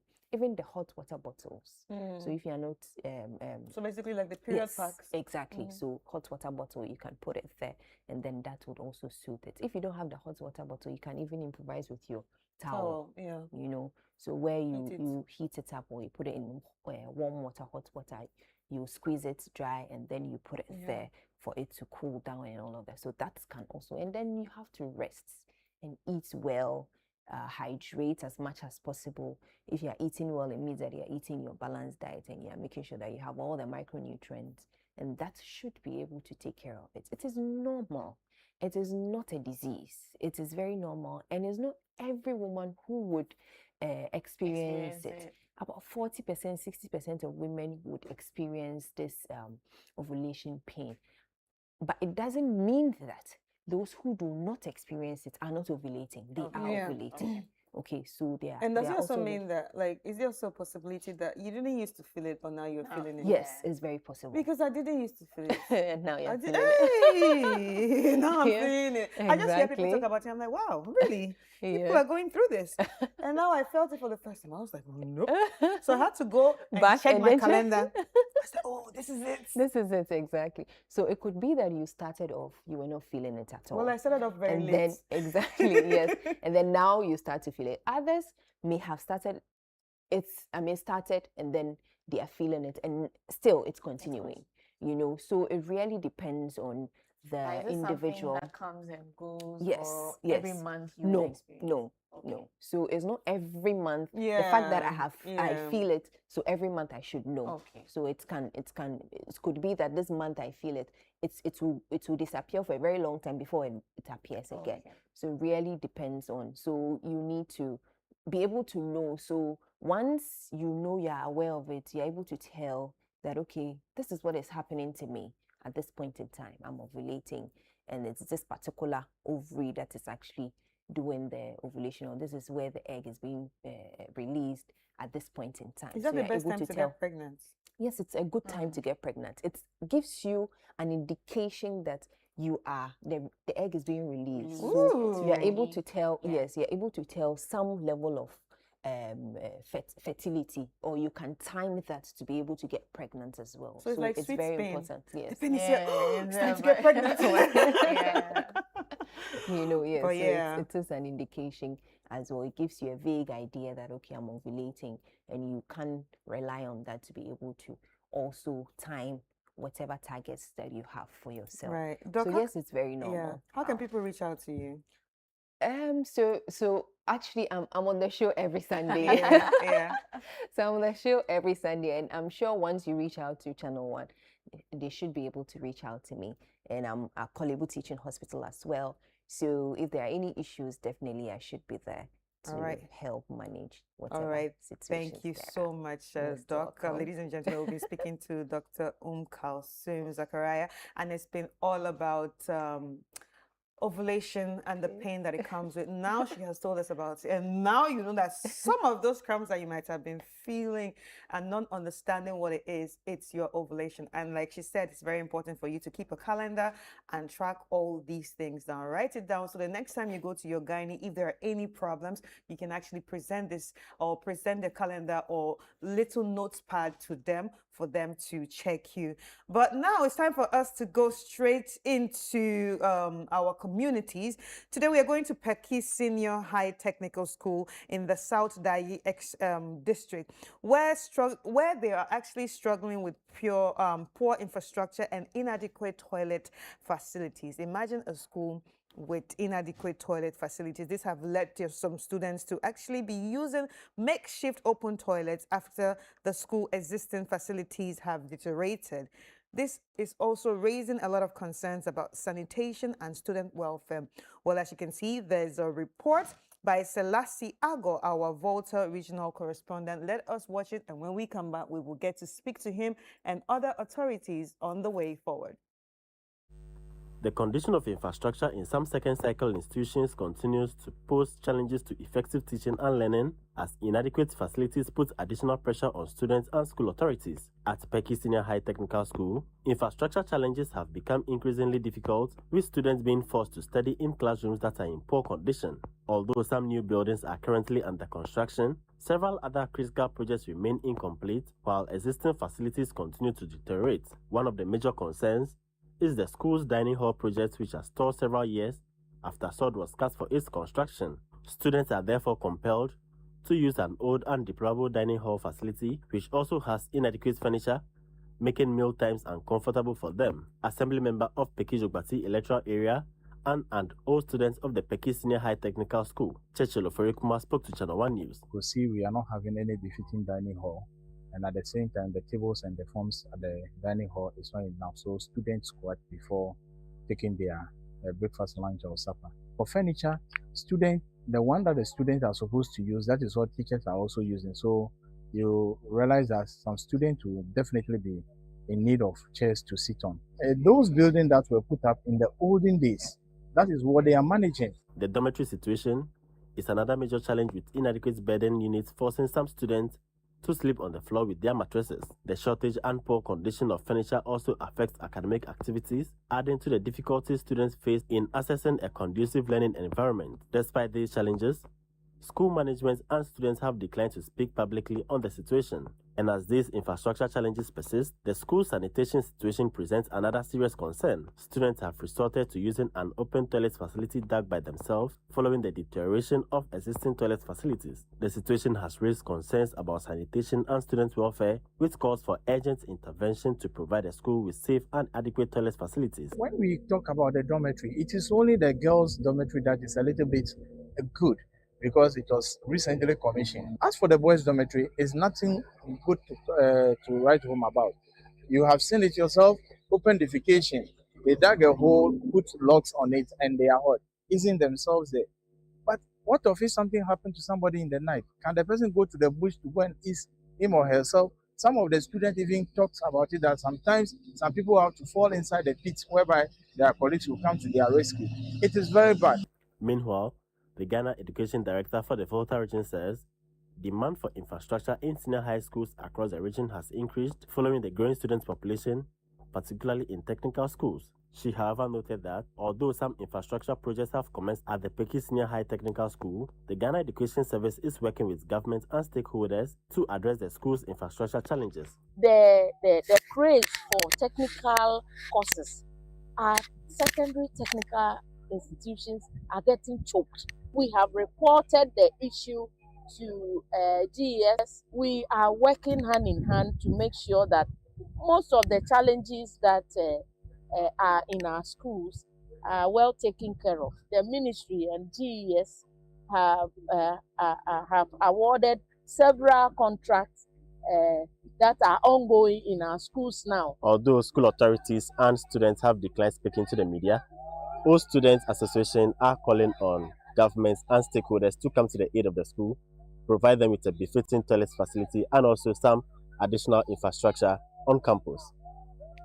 Reporting for Channel One is from the Peki Senior High Technical School here in Peki. My name is Desua Salasiago.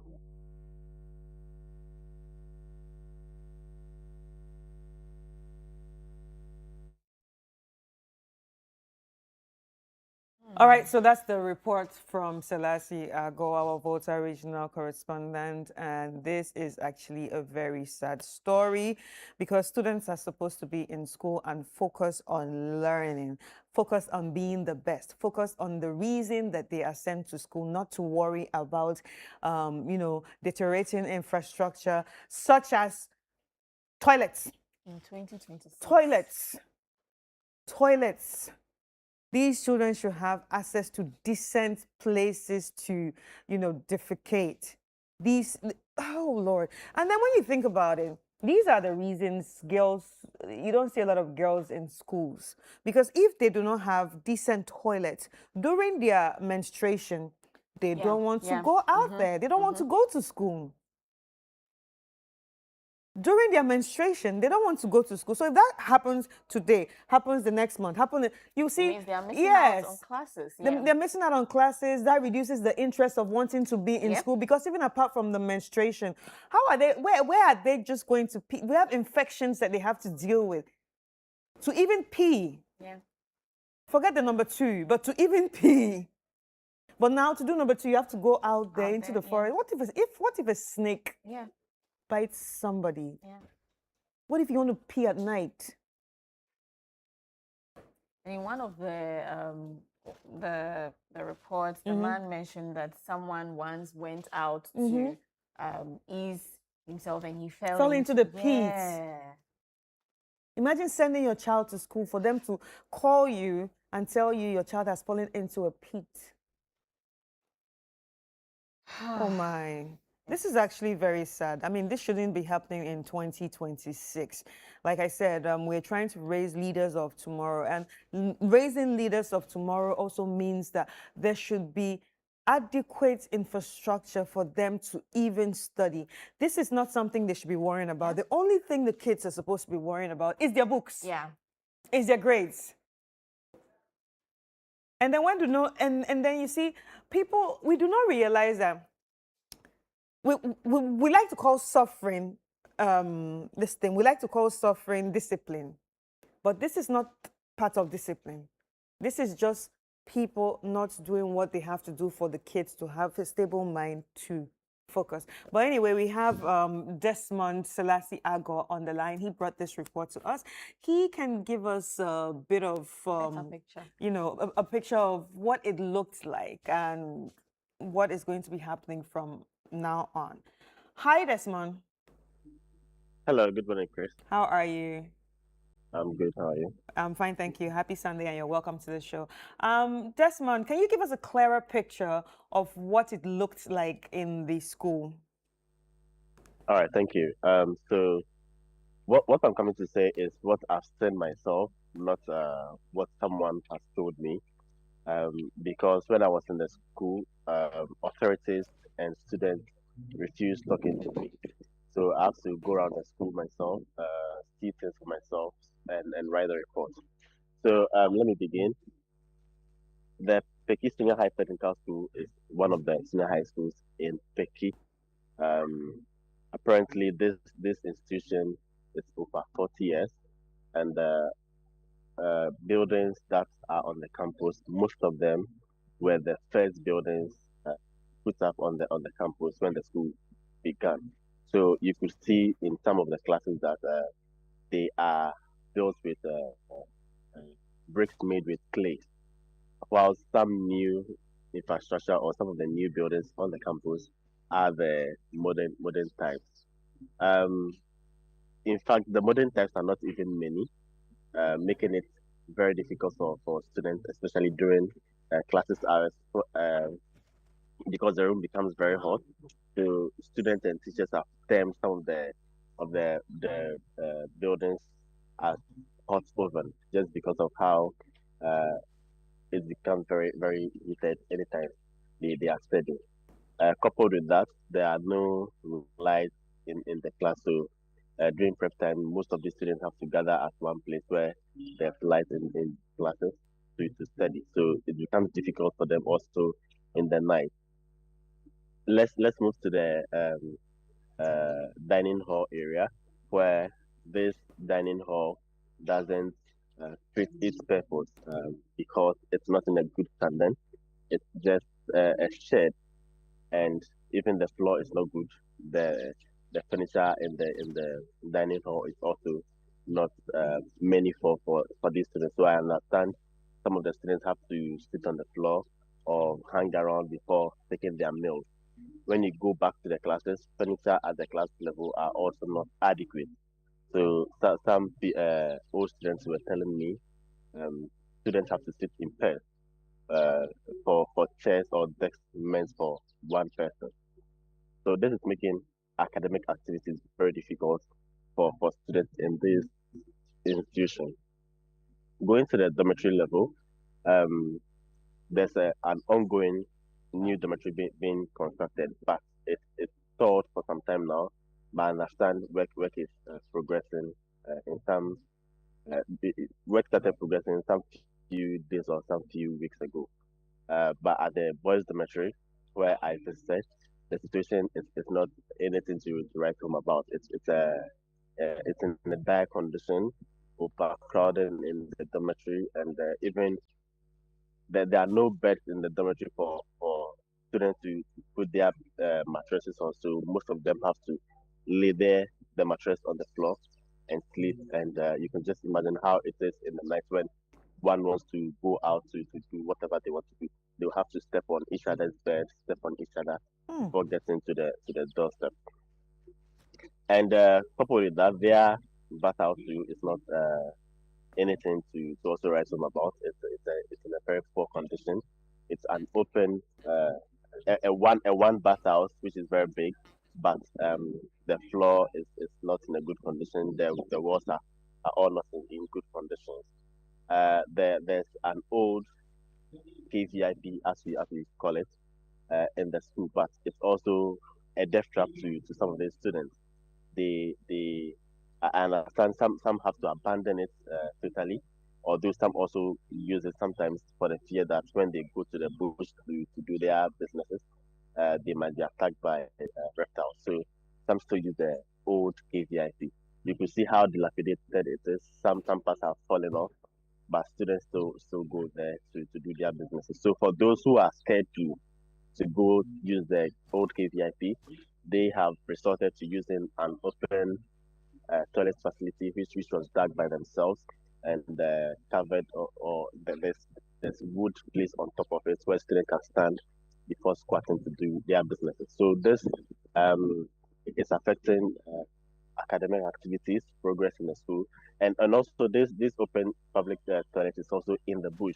So imagine reptiles hiding in the hole or under the logs there. What that could do or be to the students. Although there's no um clinic in the school, there's a government hospital in the Peki township where if one falls sick, the school or management send them.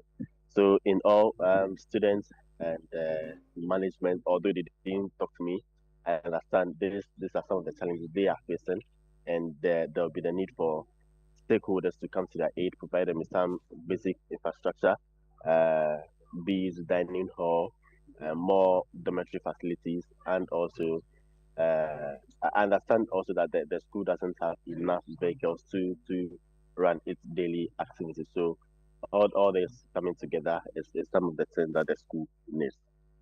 All right. Thank you you so very much, Desmond. Thank you so much for giving us a picture of what this looks like. We really appreciate it. Now that is very, very, very, very disturbing. Especially the part that he said that in their dormitory, the space is so small that they have to climb and walk on themselves and walk on their beds just to come out. They have to walk over themselves and sometimes walk on their beds just to come out. Yes, it's concerning. Very concerning. So that means in as much as the population is growing, you are not making way, or you are not improving the infrastructure to accommodate the amount of people coming into the school. So you are just running. Yeah. You're an autopilot. Anyway, we have the assembly member of Peki Jogbati, and he's also an old school student. We have Honorable Churchill Oforikuma, who is joining us on the line. Hello, sir. Good morning. Hello, good morning. You are welcome to the show. Thank you. All right, so you're also an old student of the school. Can you take us back to what school looked like when you were in that school? All right, thank you very much. As you rightly said, I'm one of the old students.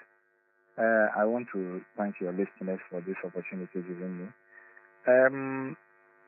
Those days when we're in school, though we have challenges, but then the population wasn't all that huge, so we used to manage. We know we'll never be content with what we have, though, but then we used to manage, and school life was quite manageable.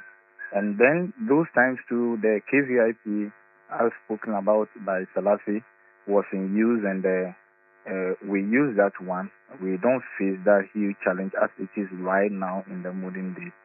So I may say that comparing the olden days to the recent situation that we are having at hand right now, our time is better than now. And this was in which year? I completed 2008.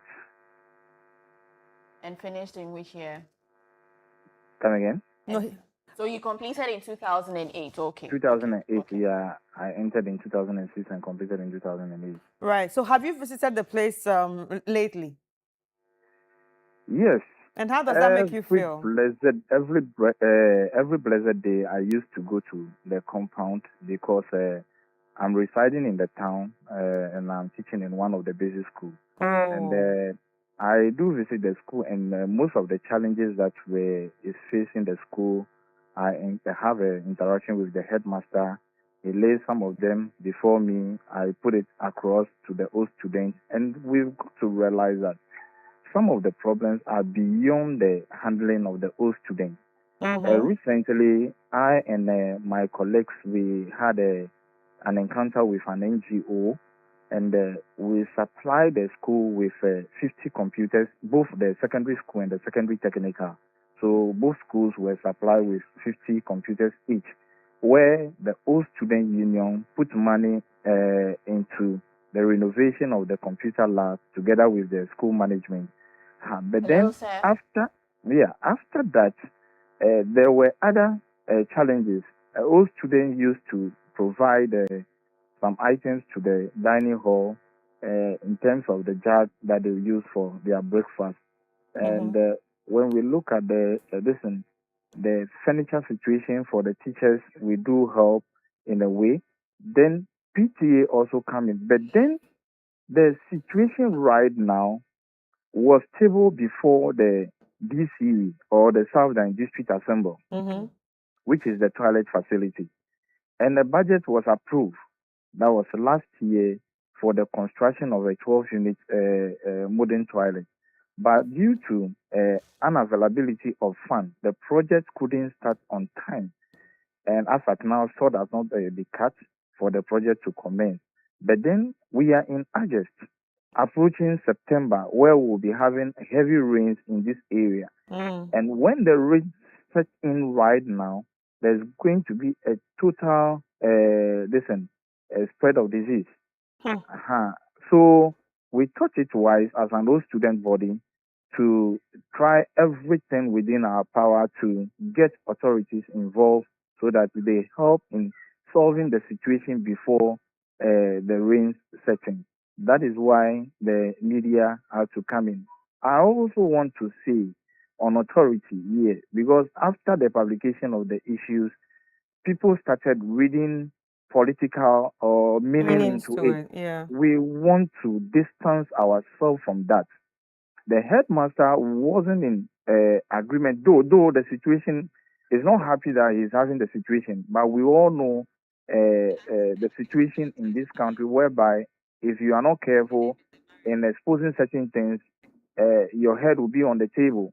So when we approached him, when Selassie was there, the headmaster, he said it that even the head and the school authorities declined to speak to the media. And I went there as an old student, and I took him around the compound to see exactly the situations on ground.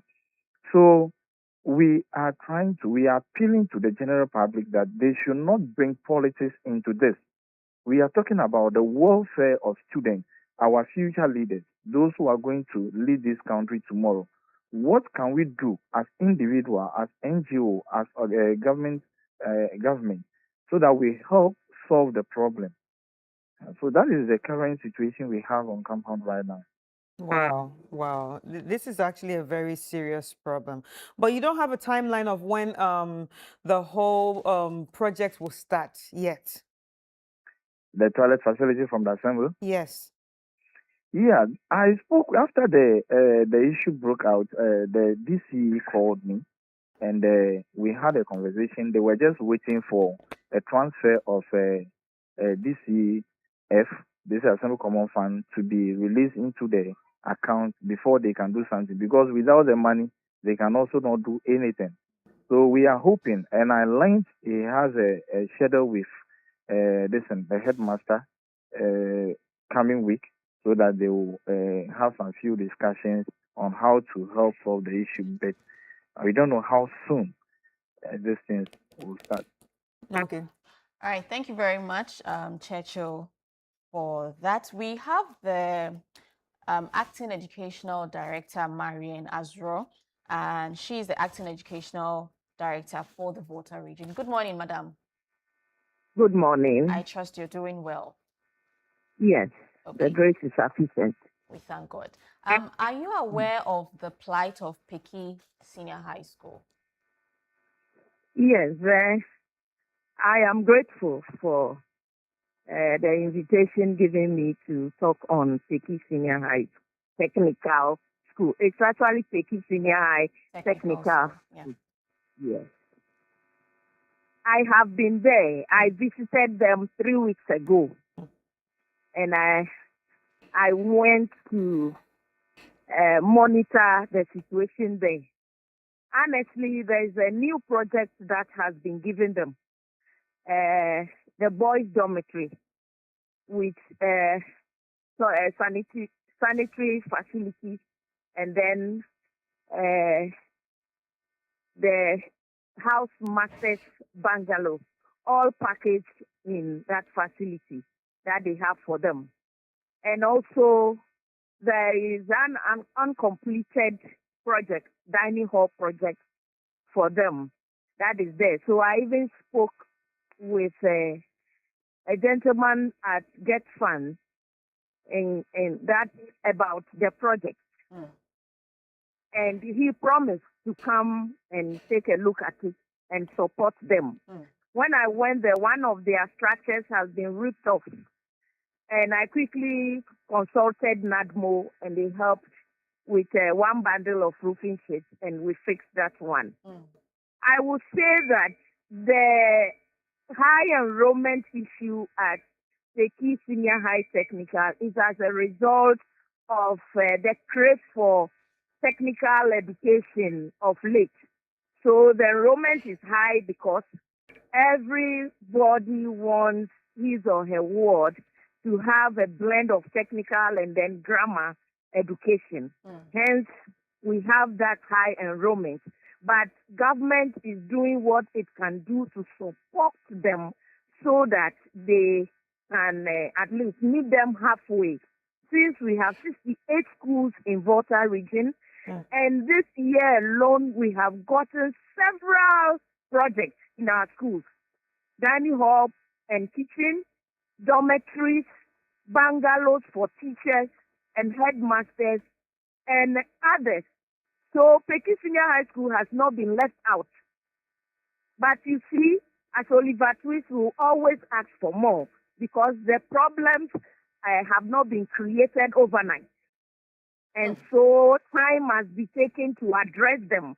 And for me, I always say that it is not only about government, but we have other stakeholders who can also support in the interim whilst government comes in to support. So parents are also there. They must support the missions, the environment, the community in which we are, and other stakeholders like the CSOs and the NGOs must come in. So in the region, we are doing our best to support them. But it's only that our support is not big enough to end the challenges in Peki Senior High Technical. Madam Marian, you mentioned that you reached out to Get Fund and they promised to assist. Have you reached out to them again to follow up on fulfillment of their promise? Thank you very much. It will interest you to know that a letter has been written and I am going to go there myself. As I said earlier, Get Fund has given us a project, a boys' dormitory project with 25 Kata toilet facilities, a housemaster's bungalow, and a washing area, all packed in that project that they have begun in the school. So we are asking for more. And we are now being Oliver Twist. We have gotten one. We are asking for more because of the high enrollment in the school. So it tells you that Get Fund is doing what it can do, but we are asking for more. But in the interim, I am saying that stakeholders, other stakeholders should come on board because in education delivery, it is not only about the government. Other stakeholders must also support the community in which we are, parents that have the awards in the school. PTA has been doing a yeoman's job, and I salute them for that. But we want more, and we'll also be on government to continuously support us, especially where there are high enrollments. We are begging that they come on board again and support us so that these challenges may become a thing of the past. Right. Madam Marian, you keep saying people must support, people must support. And at the same time, you are saying that the PTA is doing well. But maybe these people do not even have what it takes to get to the stage that you want them to get to. So if you think authorities or other NGOs or people around or stakeholders should support, don't you think it's up to you to reach out to these people and beg them to support? Yes, a point of correction. I am not saying people, I'm saying stakeholders. I'm being specific here. Stakeholders in education, we have several stakeholders. I mentioned government is one, PTA is one, the community is one, the missions or religious bodies is one, traditional authorities is one, the assembly is one. All these. Have you written to them? Have you written to all the stakeholders? Thank you very much. As I said earlier, I was in the school myself for monitoring. And when I went round and realized that there was an uncompleted dining hall project, I have written to Get Fund. I even spoke to Get Fund standing in the school. Aside that, I went to NADMO for roofing sheets and sent it to the school. And after we speak, I will send you how the rip-off structure was before I went and what it has become after I left. And so the headmaster is there, the board is there, PTA is there. They will identify these challenges as a board, and then the board has the right to write to these individuals for support. So have you ensured that they did that? What I can do as the active water regional director is when I go on monitoring and I identify some of these challenges, I would write again to the various stakeholders concerned for support. And that we have been doing and I have done. Thank you. All right. It's actually nice to hear. So that means you have to tell the school boards to actually write to the church, to the traditional leaders, and have a sit down with them. Don't you think so? Thank you very much. The headmaster is a board member of the board. Those stakeholders I have mentioned, the assembly is a board, has a rep on the board. Traditional authorities have reps on the board. Parents have reps on the board. Non-teaching staff and teaching staff all have reps on the board. So when the headmaster gives his situational address, these issues, challenges are mentioned in the situational address in the board meeting. So it is already known, and it is not that they are not doing anything about it. Yes, you know, some of these things take processes and procedures. They are on it. So I am grateful to ChannelOne TV now that you have shown some of the plight at Peki Senior High Technical. A lot of people are going to come on board to support the growth of the school and help us with some of these challenges. So I am grateful to you. Yeah. And we will continue to work together, the press or the media, together with Ghana Education Service Volta. We will work together to bring an end to some of these challenges we have. I am actually very grateful. All right, and we are grateful to you for, taking out some of your time from church to speak to us. Have a wonderful day and happy Sunday. We've been speaking to Marian Adro, who's an acting Volta Regional Education Director, and she has spoken to us. So if there are any benevolent people out there, or organizations out there, please, the Peki Senior High Technical School is calling upon you to please help them for, better infrastructure when it comes to learning, when it comes to their toilets and all that, because obviously we are going to be seeing a sanitation and health issue that will be looming. September is right in the corner, and that means September they're going back to school. Yeah. So please help them. If you can help with roofing sheets, if you can help with their doors, if you can help with their toilets, even what they will need for the toilet. Yeah. Even if you cannot build the whole toilet, if you could say, okay, yeah, we make toilet seats. We're giving you 50 toilet seats, So please, it's Sunday too. Let God touch your heart so you can help them.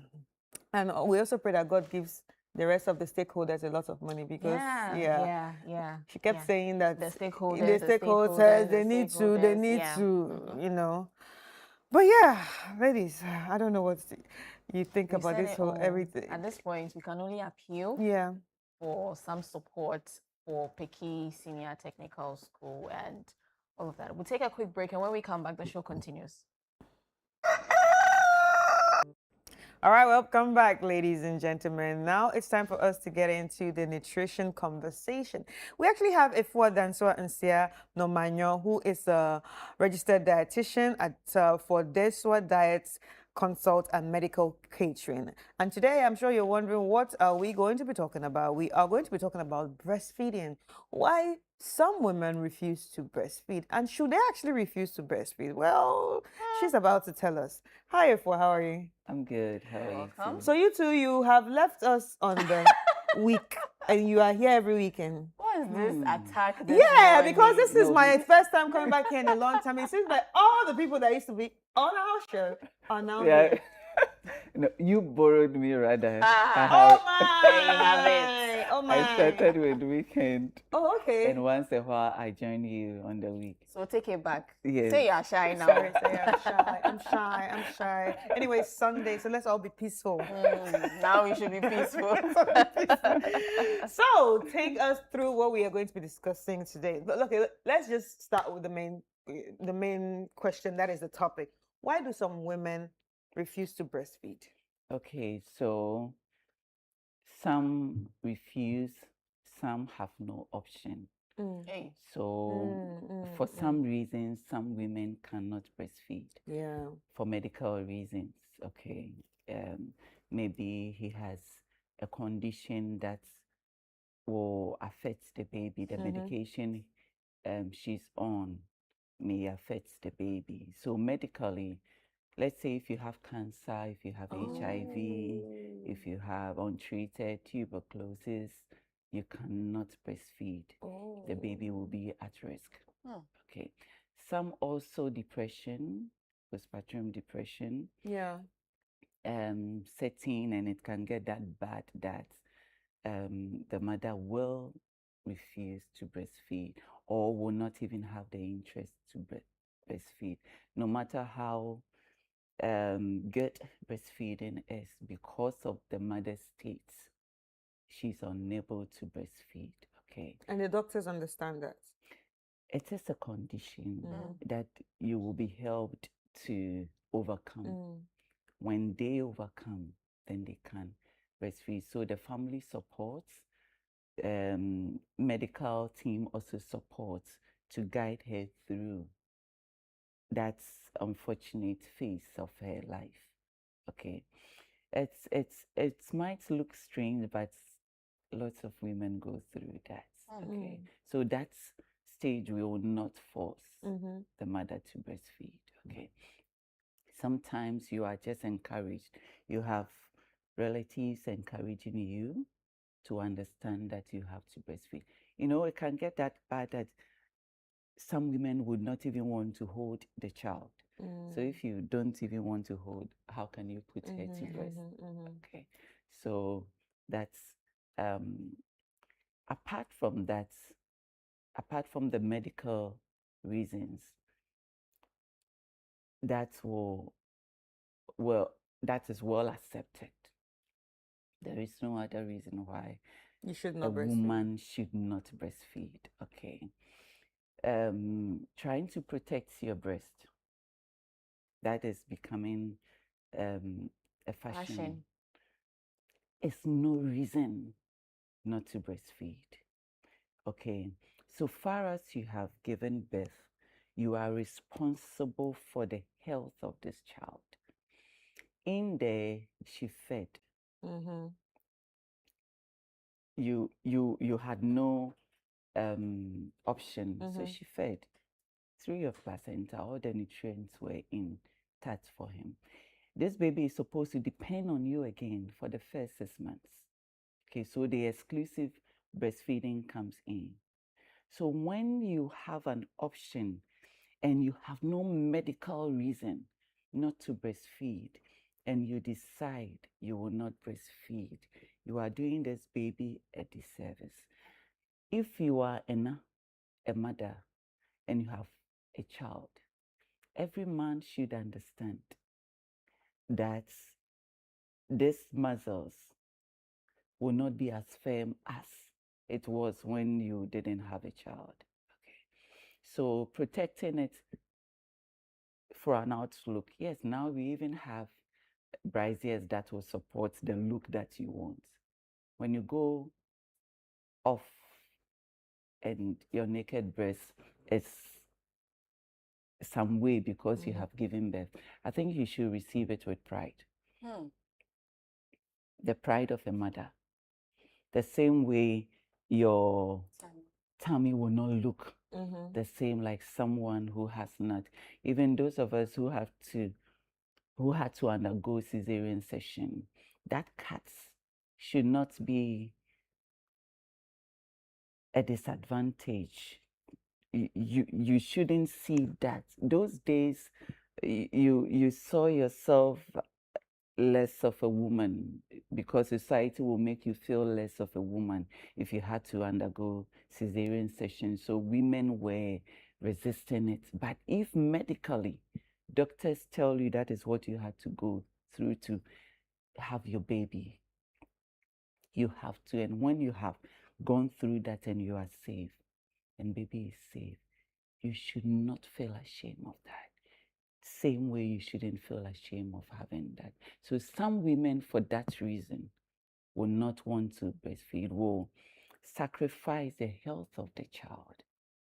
And also, sometimes too, the difficulties surrounding breastfeeding. You need so much time dedicated to breastfeeding, so much patience, so much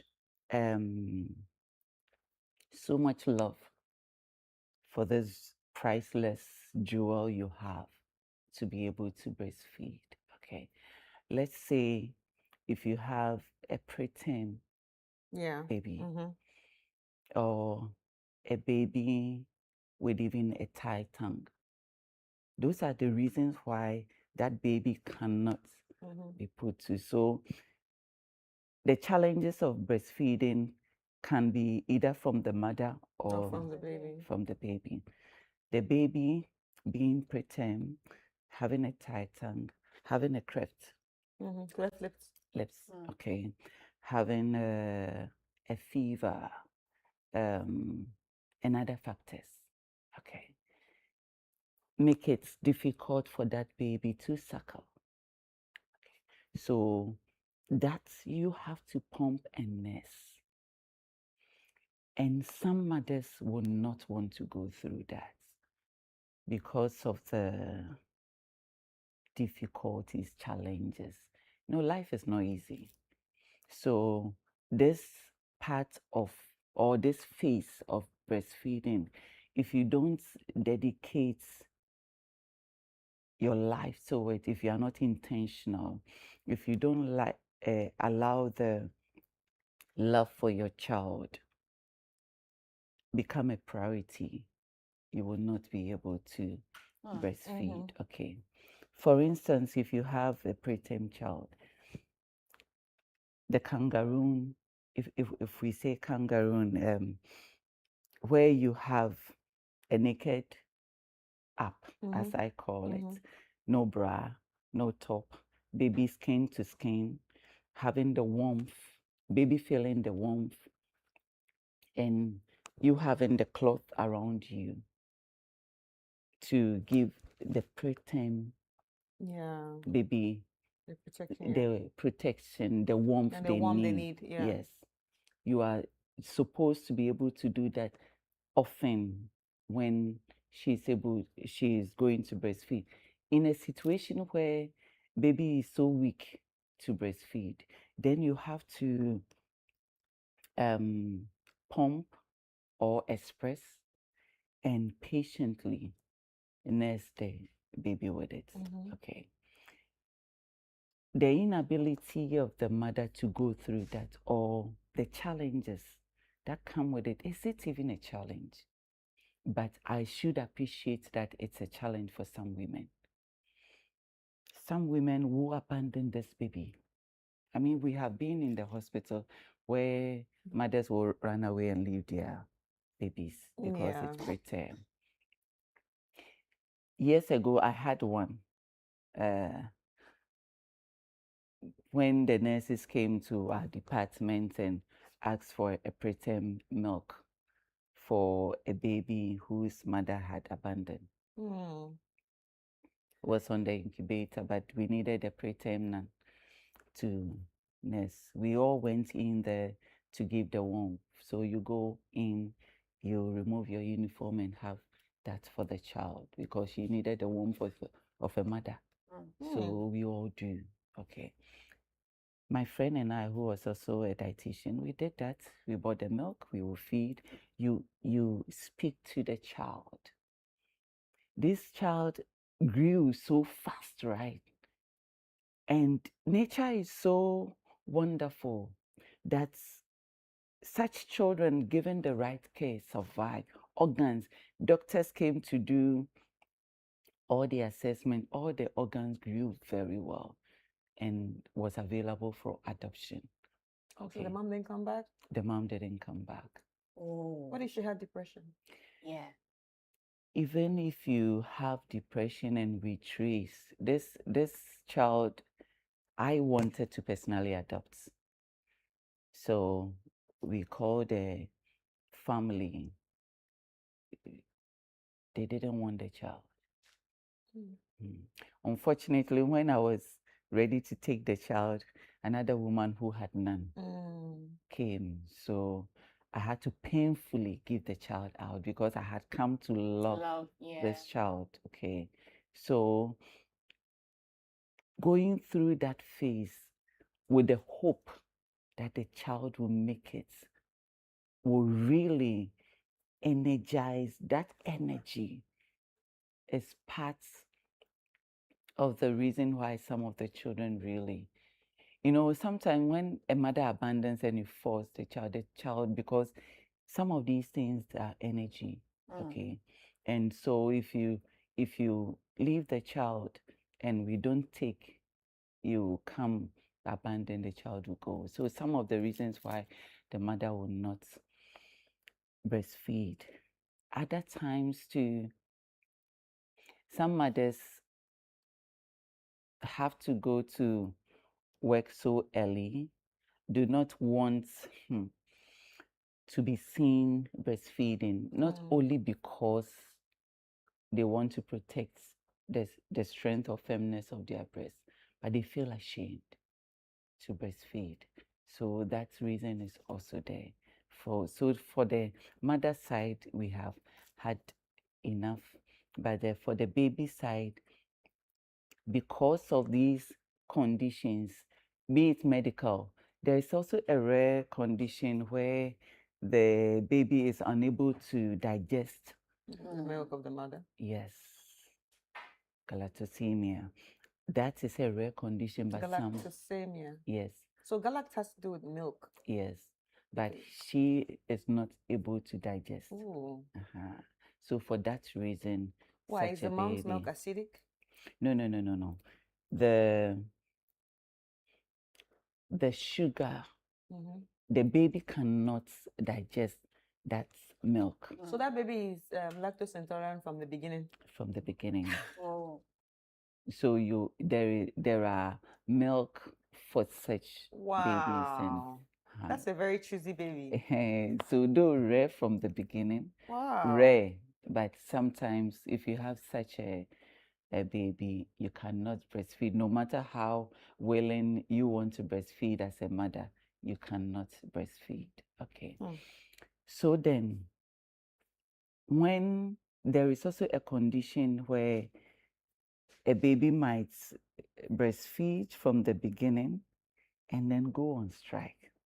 Why? Some babies will go on strike, will reject it for weeks, wouldn't want to take the breast milk, or wouldn't want to take the breast, wouldn't want to eat. Oh God, it is one of the most difficult situations for the mother, because no matter what you do, baby will not accept, baby rejects. That situation, the mother is not supposed to give up. Okay, one of my children, I suffered that, my second born. No matter what. That time I didn't understand. I thought I had. Some of the nurses do not also understand. So if you're a mother and you go for weighing, as we call it, and your baby is refusing the milk, and the nurse does not understand you, I want you to be encouraged. Sometimes some of the nurses can be so rude. In fact, my case, my baby wasn't gaining weight because for 1 month, she has rejected. So I would just encourage, do all position, change the setup of the room.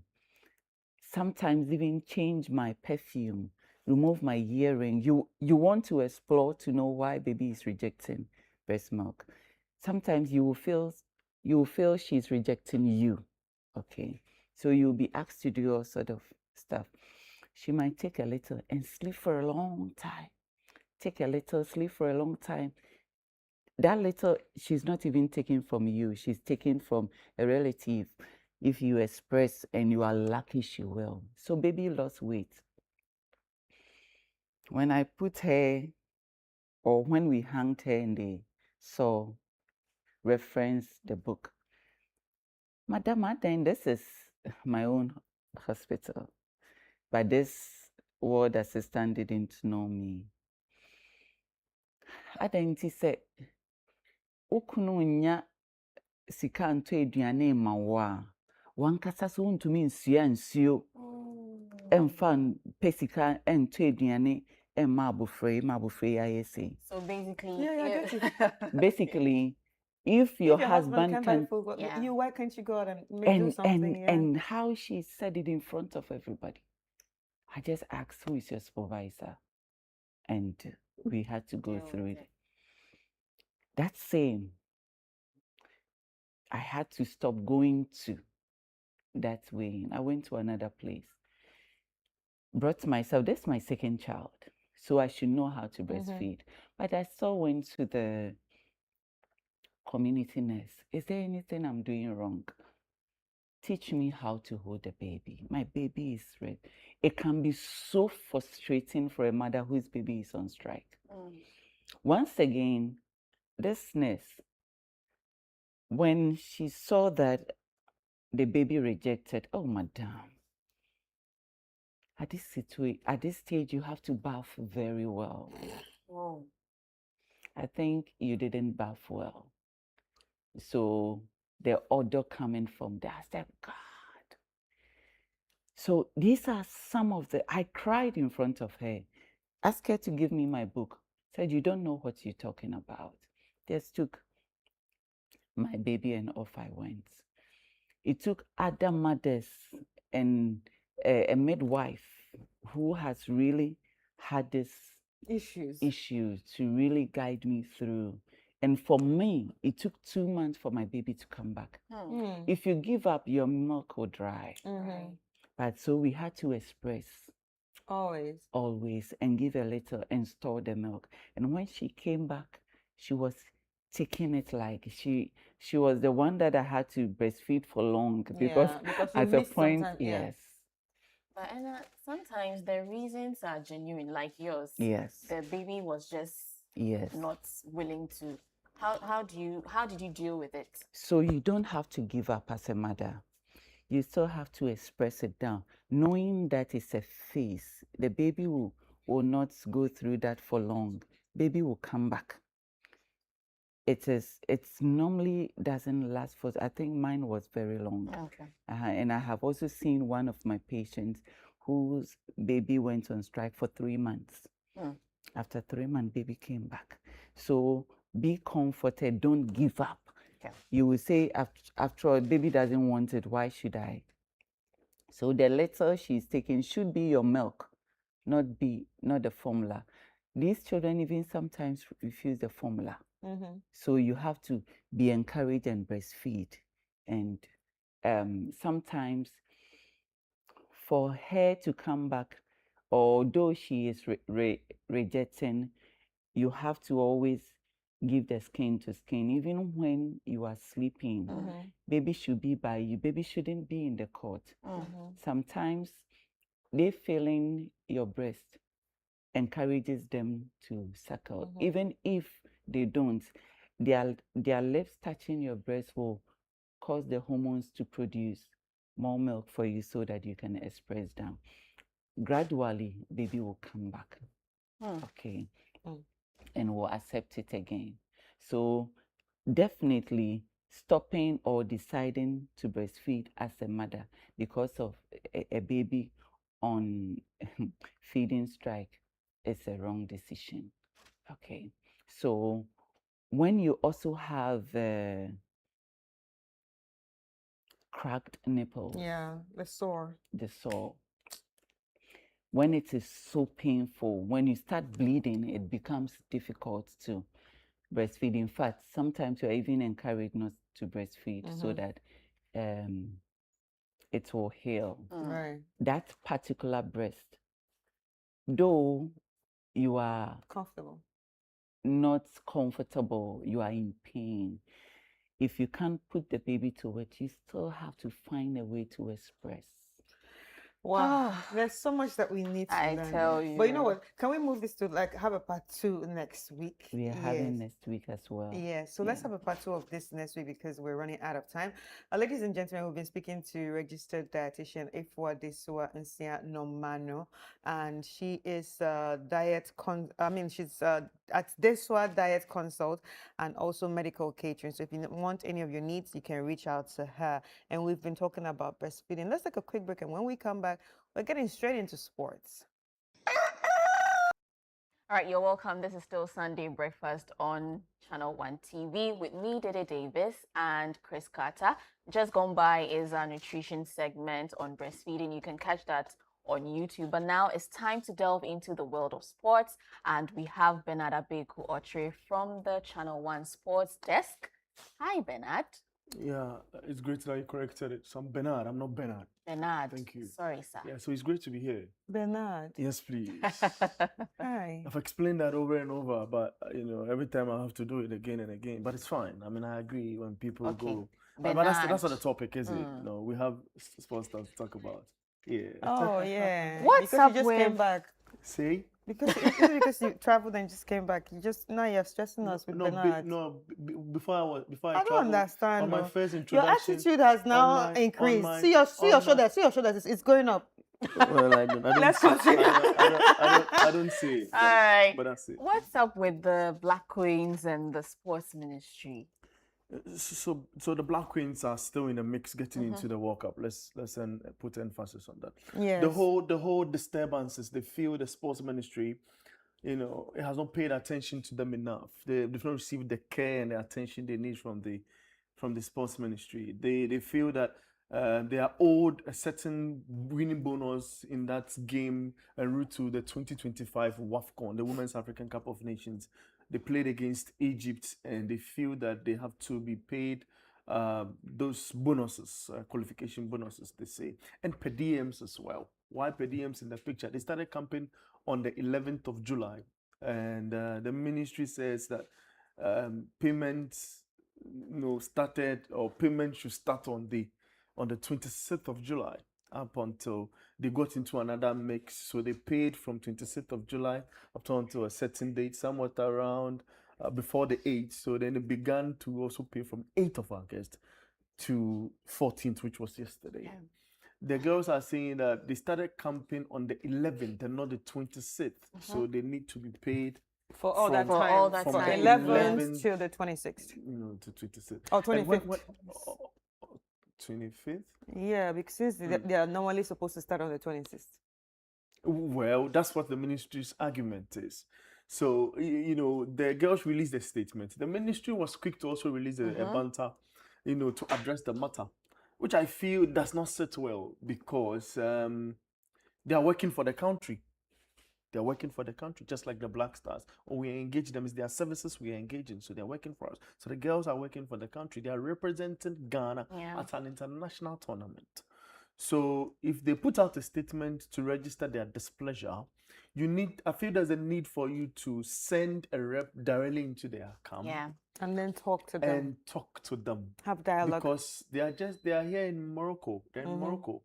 And I don't think it would take you 9 hours or 10 from Ghana to Morocco. So you can fly there and try and address the matter.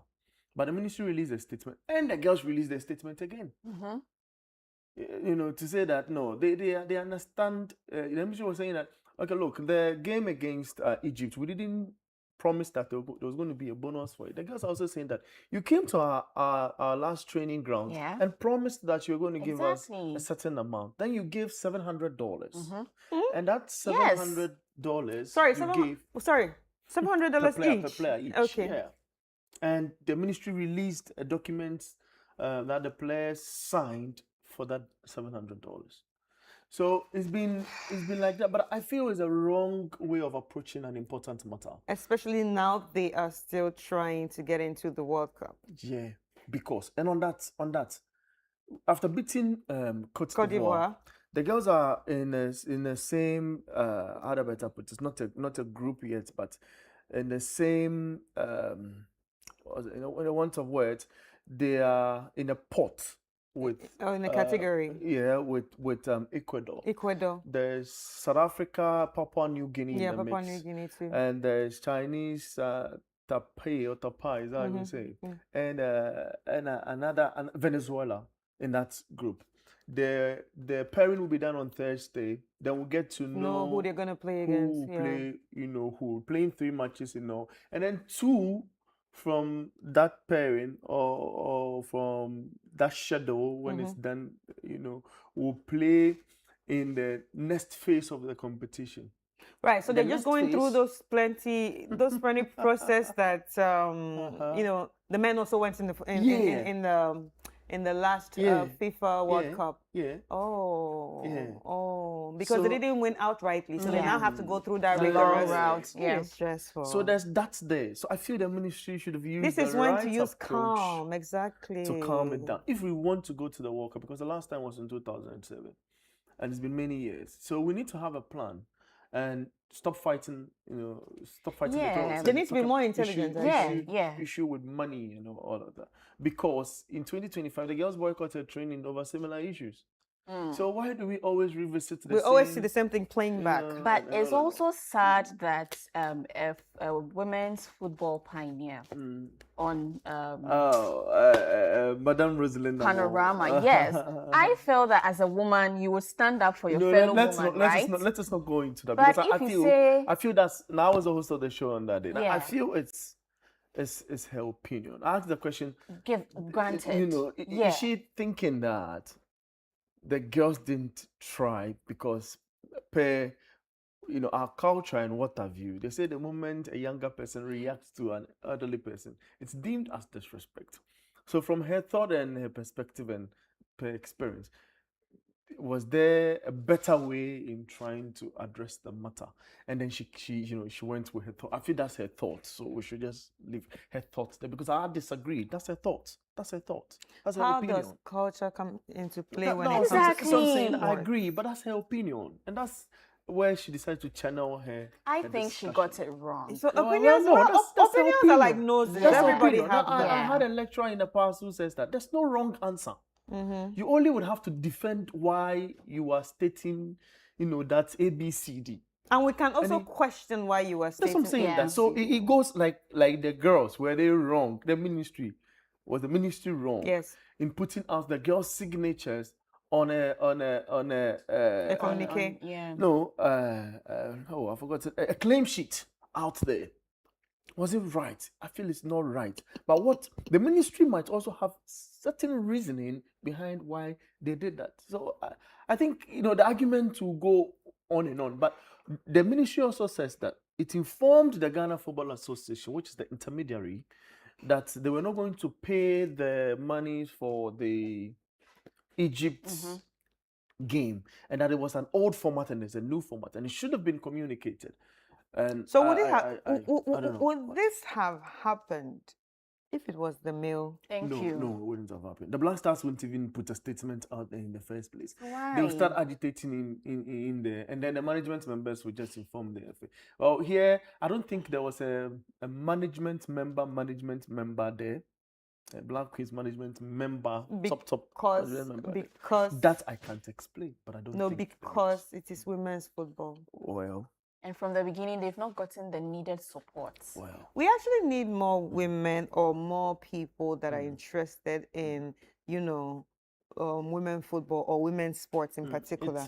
Because at the end of the day, at the end of the day, even here in Ghana, we also people complain about the situation in Morocco, how people are playing, or the girls are out there playing for the country and there's no support, the stadiums are empty. We complain about that. Yeah. So if that worries us, then we need to do better for them at home. Yeah, I agree. We don't have to allow the girls come out and put out the Yeah. in the first place. That's why I'm saying that when the girls put out the statement, there should have been an approach. There should always be a way, there should be a way we should learn in tackling issues of this sort.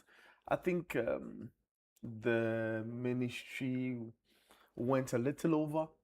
I think they should have engaged the GFA and asked questions from the GFA why they allowed and get the management member to answer questions. To answer questions. Yeah. And then the GFA issues a statement instead of the sports ministry, because the sports ministry is a bigger body. Well, what's up with our Black Stars coach? Oh, we are struggling to come to terms with what's his name? Carlos Queiroz. Because he's a big coach, yes. Former Real Madrid, former Manchester United manager, assistant manager, all in the mix. He coached a lot of countries. We've stated that. And we knew what we were going in for. but the figures we are mentioning is not. It's not sweetening his ears. Yeah. So Is it that we don't it's a have bit the of a back and money, forth, but they are looking for. or Child, we can't even pay the girls. No, I think we have money, but our priorities, Okay. what we decide to do, and all of that, and the targets as well, and all in all. But we need to have an approach with our coaching. We need to start from somewhere. We need to go the Spanish way, the La Fuente way. When Spain won their last World Cup, not this edition, but that's which Ghana participated in, and of course Ghana participated in this one too. So that was 2010. You know, they had a plan and didn't come closer. They had a plan, and fast forward in 2026, they have a coach who they gave a job to at the under 19 level, grew into the under 20 level, won it at that stage, won it at under 19, won it at under 23, and then was given the mantle at the senior national team. We don't have a plan. Even if we have a plan, the way of executing it is a little cloudy, and that's where we are. All right. Right. But we're going to record. There is Republic of Football Right. returns on Yes. Sunday. Yeah. Today at 2 p.m. There's Arsenal Manchester City. It's a community shield, and they call it seasonal friendly something. But actually, it's a community shield, and we'll be live on radio at 2. All right. Thank you, so Bernard. much. Bernard Abeku Oshri of Channel One. Because I had to stress on it. Thank you so much, Bernard, and thank you so much to everyone for joining us this Sunday morning. This has been Sunday Breakfast. My name is Kata. And I am Dede Davies. Have a wonderful Sunday.